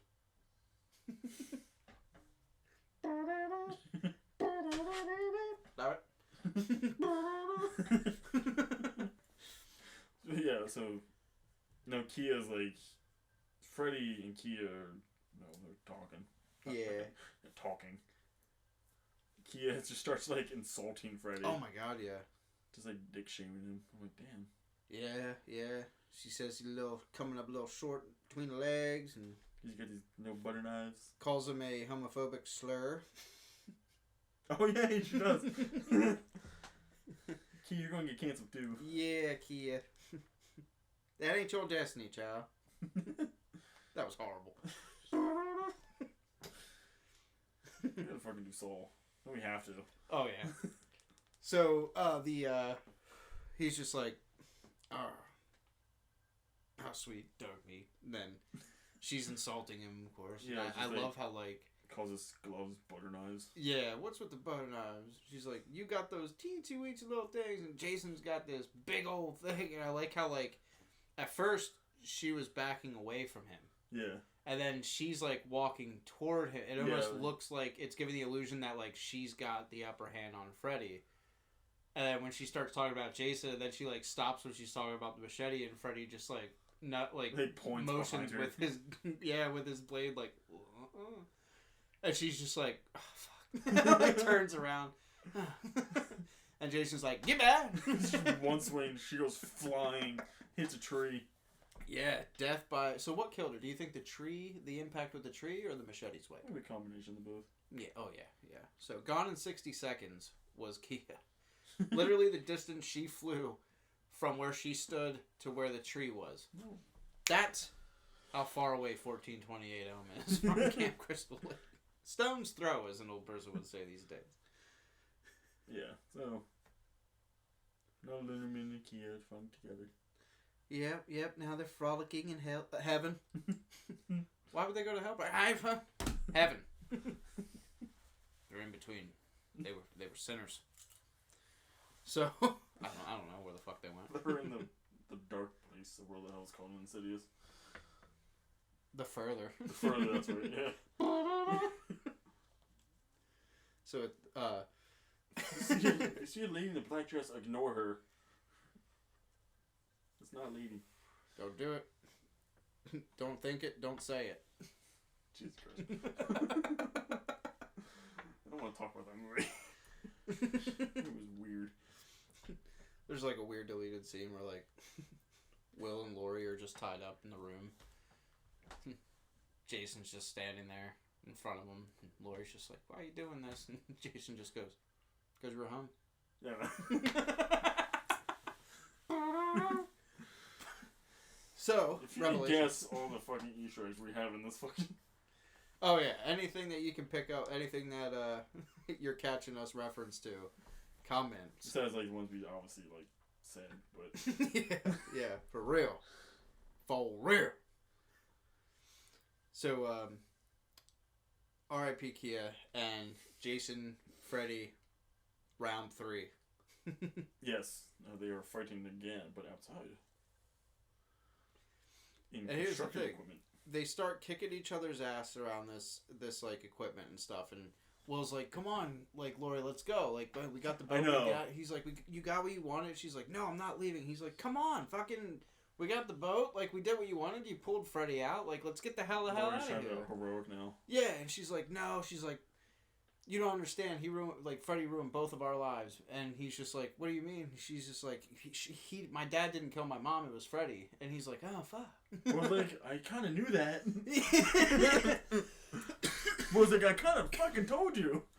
It all makes sense now. He did tell her that. Yeah. It was Freddy. Oh my god. Who would have guessed? Who would have in that house with the kids? Imagine being their neighbor. That would suck. Honey, what do you do with the blinds? Thinking another one's gone. Thinking it's another. Yep, ambulance is out. Yeah, they're taking it. Yeah. I think that was the room with the waterbed. Yep. And then it explodes. Oh, they're gonna have a hell of a time cleaning that up. What are you doing? You calling 911? No. I'm gonna call your mother. See if she's up. She's got to hear this one. I want a movie like that where it's just like the neighbor of a slasher. Yeah. It's like you're in Haddonfield, where you're just like the neighbor. Disturbia, but like nothing's done about it. It's It's just the dude across the street, like day 24. It was 3 o'clock in the morning, and I heard the buzzsaw. Wasn't coming from outside. Wasn't coming from my house. I think it's a neighbor again. The next day. Pretty sure it was the neighbor. Had a burrito. I think he's doing it.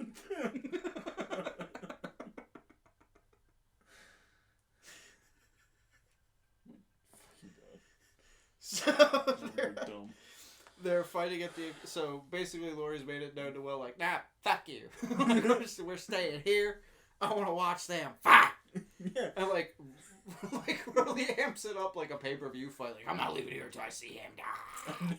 Just like... Sunday at Crystal Lake. Come see the Abominable Burn Man take on the Drowned Boy. It's gonna be a really long episode.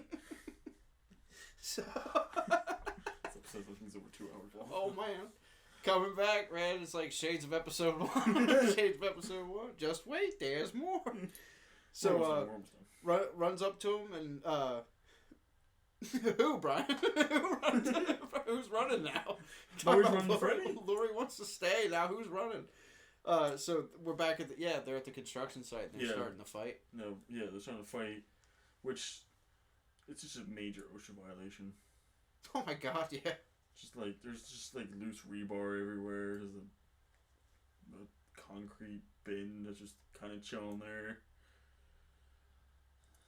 Yeah, so yeah, Jason and Freddy start fighting in there. And, but Jason keeps getting hit and like knocking into Freddy's trying to get the rebar loose to have the rebar fly down. Yes. Eventually that does happen, and they just like, Jason just gets, the rebar just like flies down and he gets pierced with it. He's stuck there. Mm-hmm. And Freddy somehow miraculously just like within like seconds goes up this ramp and just knocks a minecart down. Yes. And then Jason goes flying. He goes flying in the water, doesn't he? Yes. So yeah. So they think that Jason's just like out for the count at that point. Yeah, like just he's like, oh, are you talking about the barbs? The rebar? Yeah. Well, no, not at that point. When he gets hit by the minecart. Oh yeah, where it just it comes to, oh yeah, because it's lodged and like Freddy's just like pushing on the cart. Yeah. And then it gets stuck, and then finally like that it's like bouncing, that thing's like bouncing around, and it knocks Freddy off, and he like falls and gets hung upside down. And then he's just like hitting his head like on everything. And he's just like, I like when he's hanging upside down too, his leg is like showing and it's completely like not burnt. It's just his little leg.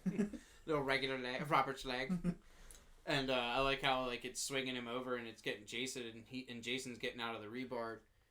And he's just like, oh no! And like he just like, they start fighting. But then as that cart's moving, or the cart's still stuck up there, that thing that Freddy was like hung from, it's still bouncing around, and it hits it and dislodges the cart, and then it just whoosh, smacks him, and then they just like go flying onto the dock. Both. Yeah, that's right. And they go flying in the water. Well, not yet. They're on the dock. They're on the dock, and then they start. That's when you really just start seeing, like Freddy's able to get up, and Jason's still like he's pretty much like crawling. Yeah. Because his legs are fucked up from the cart hit. Like the cart just pretty much got him like right in the hip, dude. Like pretty sure he broke his hip, but he can regenerate. And he's just crawling, and I like that like long shot.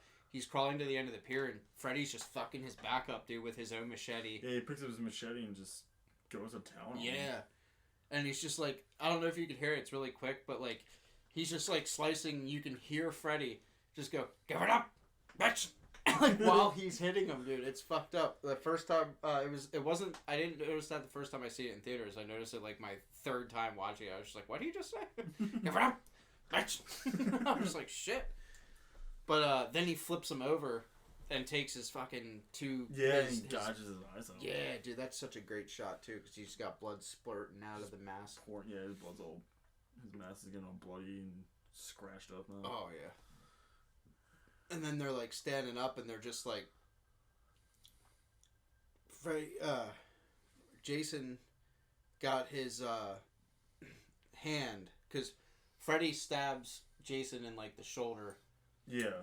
Pushing it down into his chest with his own machete, while Jason just like full on punches through Freddy's sternum. Yeah. And he's like going deeper, and Freddy's just like, blood's coming out of his mouth, and he's just like, ugh. Like just hanging there, man. The sounds and everything they make is like gross. They're overselling, but it's like, great, dude. You got these two great horror icons just bleeding all over each other. And you just got that shot of that, again, where Jason's just like, give me your fucking arm. He rips his arm off. I'm taking it. Like, it's so, like, it just comes the fuck off. Freddy's like, oh. And then you literally have them just stand there, like, bleeding over each other, and Freddy's just like, oh, asshole. And while this is all happening, Laurie and Will have been spraying the dock with gasoline. Yeah. Because that's next to the propane tank. I know, yeah. What'd you... Whatever. What? Quick side note. You ever... Like, whole thing of... Like, there's a bunch of construction equipment. If you know anything about construction equipment, they don't run on normal gasoline. No. They run off-road diesel. Yeah. Those spraying normal gasoline out of that. Yeah. So there was obviously some sort of violation going on there. Well, it's like, how the hell did nobody catch those motherfuckers making explosives in The Dark Knight Rises when they're mixing concrete? It's like, hey, now. By the time you find out, it's too late. It's right. And that's how the accidents happen in the workplace, OSHA. Quit blaming people. People are going to be like, I wonder if OSHA ever came after you. No, I've never violated OSHA willingly. I have, but... Well... I won't say where I work. Yeah. Just name drops the company and everything goes on. Yeah, it gives the whole address and everything. Yeah, so yeah, I gotta go back there Monday. But, yeah, so, Laurie and Will, while Freddy and Jason are, like, bleeding on each other, she has, like, she comes running out with flaming torches. This is some Olympic event. Yeah, no. It's so funny. I was thinking Bruce Almighty. Yeah, with the milk. Fucking milk, yeah. She comes around and she's just like, hey, Freddy, fuck you. Just throws the torch in Freddy's face again. Is almost like how it looked when he realized he was in the real world. Like, ah. Damn it. And it just explodes. Well, right before it explodes, Laurie and Will jump off the dock and into the water. Yeah. And all of a sudden, it just starts exploding. And the force, and, like, you see, like, a sonic boom. Yeah. And it just blasts and blows everybody and everything, like, away. This is the third explosion at Crystal Lake? Yeah. Yeah, a lot of fucking explaining not going on. Is that another explosion? Yeah, it's happened again. It's happened again. Fucking kids.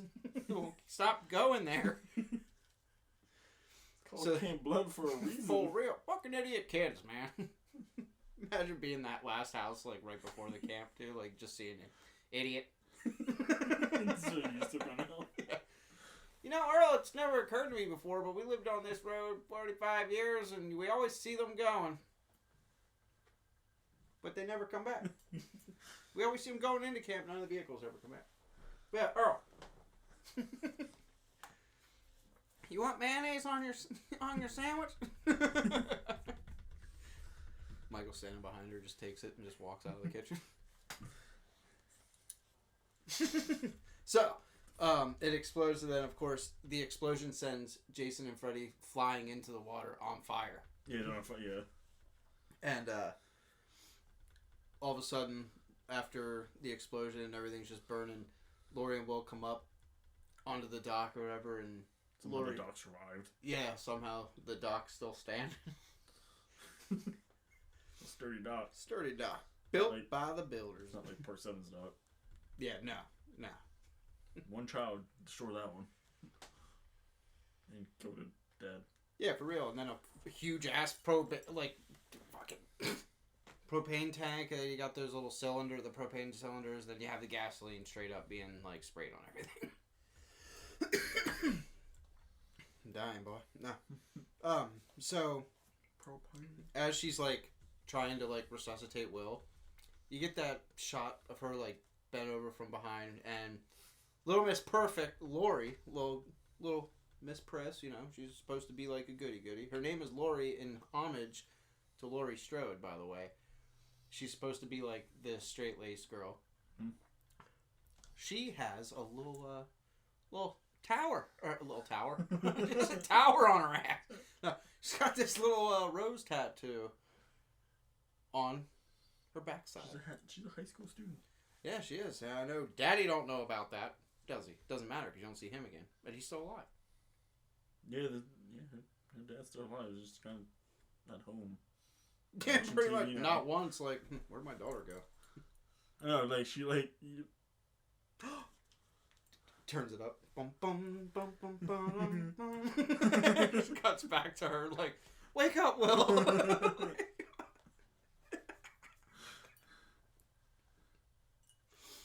So, yeah, she's trying to resuscitate Will. Then you see, he's, like, wakes up, and then he, like, gets startled.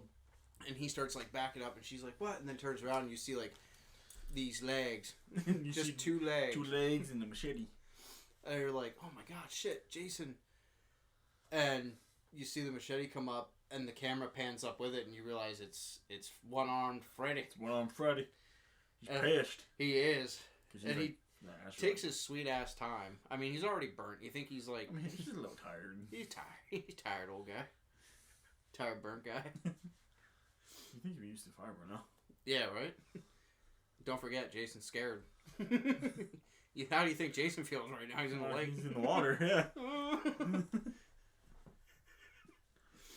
So yeah, Freddy is about to kill him. He like raises the machete up, very dramatic, and then all of a sudden you get that shot from down up, where you just see Freddy's hand, his glove, come bursting right through his freaking chest. Yeah. And then it cuts back. It cuts, and you just see Jason like half-assed up out of the water, hanging onto the deck, shoving, like still holding on to the arm of Freddy that he just shoved into Freddy, and then he just like, like falls back in the water. Like, my job's done. No. And then Freddy's like, oh fuck. Yeah, it just falls to his knees. Back in the water. I like how he just like he drops the machete. Yeah. And then Laurie picks it up, and she's just like, "Welcome to my world, bitch." And just totally decapitates that motherfucker. Yeah. Jason would be impressed. Jason, oh yeah. One swift motion, that shit Jason's would like, go. I can rest now. My legacy continues. Before he goes, you will be the one to carry on my legacy. Jason and Laura waits the next episode of Mocking Ah! So then Freddy's head and Freddy's body fall into the lake, and then Laurie like walks to the edge of the dock, and it's really like sentimental like shot. Of, yeah. Like, he like it's really funny if you notice it. He goes like Jason's slowly drowning for plot reasons, and Laurie holds over the machete and just like drops it. The machete goes like the complete opposite direction. Yeah, it just goes away from him. She's like, I gotta go down and get that. He goes like, bitch. It just goes underwater. So,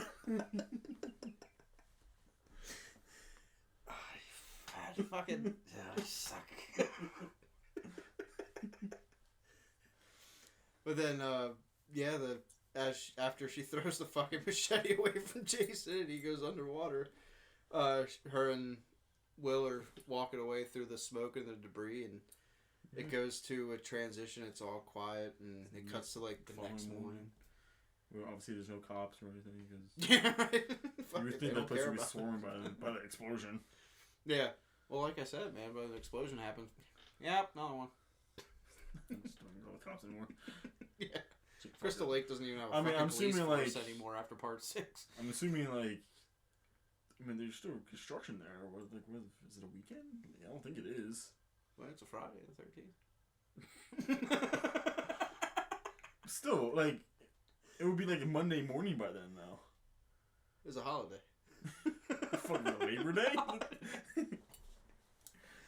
I mean, it's still too early. You know, everybody's still meeting up at Sheets. They're like, wow, shit, fueling up.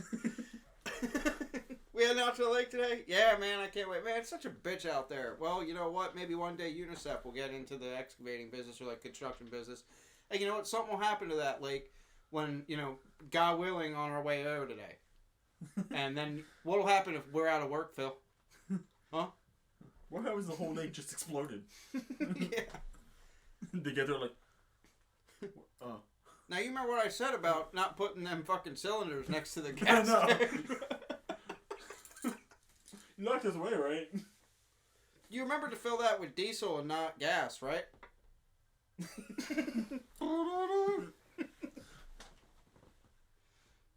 One blue collar fuck up. So yeah, it's the next morning. There's fog on the water, smoke on the water, and that was horrible. It's very quiet, and then all of a sudden you just see Jason's head like break the surface. Yep, he's walking out of the water, and then Got machete in his one hand. what's in his other? Why, that's Mr. Fred Krueger. Fred Well, Krueger. it's Fred Frederick. Durst. It's Frederick Krueger the Third.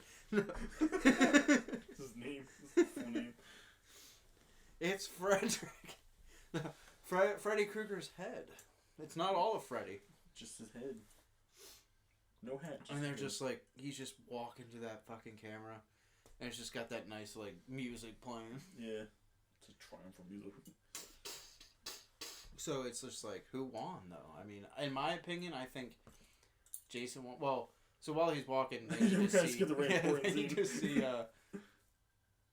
Freddy's head, like, just looks at the camera, winks, and smiles. And you just hear him, like, laughing, yeah. And then it just cuts to the credits, and you get fucking El Nino's How Can I Live starts playing.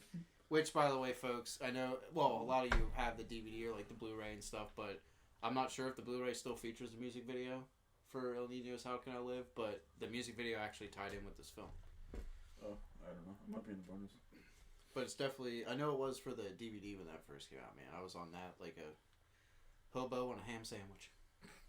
Yeah. But yeah, so, He's wondering who, yeah, who, in your opinion, who won? my opinion, who won? I mean, at that stand, I'm pretty sure Jason did. I agree. But, I mean, it honestly doesn't matter.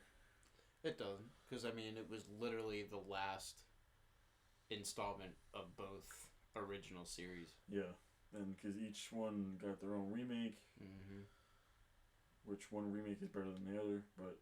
Yeah, Friday the 13th remake, even though it sucked, fucking was... There was still an attempt for... They tried. We love you, Derek Mears. We love that Jason, but, like, you got stuck in a shitty movie. Yeah, the supporting cast kind of sucked. Yeah. Yeah. There was boobies, though. There was lots of boobies. And stop having 35-year-olds play fucking college kids. Like, I hate that. It's so fucking weird and Weinstein-y. Stop it. But yeah, but the remake for Nightmare is, again, they changed a lot of things, but the Freddy was good. Same thing. I didn't mind the Freddy, just the supporting cast sucked. Jackie Earle Haley was a decent Freddy, man. Fucking, yeah. And it was just... And even Rooney Mara O'Mara, who played Nancy in the remake, she's a great actress, but, like, just stuck in a shitty film. Yeah. Same with the actor that plays Quentin. I forget his name, but he was actually recently in Scream 5. He plays the weird dude that's killed outside of the bar. Oh, okay. Spoilers. Whatever. Spoiler, folks. That movie's a fucking year old already. So, yes. Yeah, in my opinion, I always thought Jason won, even though I always thought that this film felt more like a Freddy film. Yes, it was definitely yeah. They definitely favored At least Freddy. in the beginning. Yeah, oh yeah. Where it's just like a Freddy movie with Jason in it. Yes. But towards the end, it did get like the Freddy vs. Jason ready to come out towards the end. Mm-hmm. But yeah, I mean, honestly, this is one of my favorite Friday films and Nightmare films. Yeah, I do like. I think it was one of the best ones that we got out of New Line as far as Friday's concerned. It's entertaining. I mean, it's not that great, but it's entertaining. I hold this one in a special place in my heart, though. Yeah. Just because, like, every time I watch it, man, I just, like, feel like I'm 13 again, sitting in the theater watching it. I can't watch it without yelling titties at the screen. But, that was episode 10, Freddy Vs. Jason. Thank you guys for listening, and thank you for sticking with us on this long episode. Yeah, that's almost 3 hours. Oh, wow. It will really push the envelope on this one, huh, kids? Hopefully I can actually upload it. Yeah. We shall see. But what a fitting way to end the Friday franchise. Yeah, we're not completely done with it, but we're still 2 movies. Yeah. We kind of skipped one for reasons. Yeah. We'll eventually come around to Goes to Hell. You gotta do the remake too. Yeah. We will leave no stone unturned. Oh, I think I might do another one-off movie next time. We gotta figure out what we want to do. Hell yeah. I'm down. I actually was thinking about either Dead Silence, or if you want to do a comedy, another comedy movie like Cabin in the Woods, Jennifer's Body. Yeah. Absolutely. Yeah, definitely, man. Whatever. Whichever, one of those two is fine with me. It might be your turn to pick. I think, I don't remember. Yes. Yeah. So it's whatever you want to do. I gotta think on that one. Plus, I don't want to give these guys any spoilers yet. Yeah. We'll let you know. We'll talk about it after. We might give you a little preview, but... So, ladies and gentlemen, as always, thank you for listening. I'm Brian. I'm John. And this is I Know What You Watched Last Friday. Thank you, guys. Yeah. Goodbye.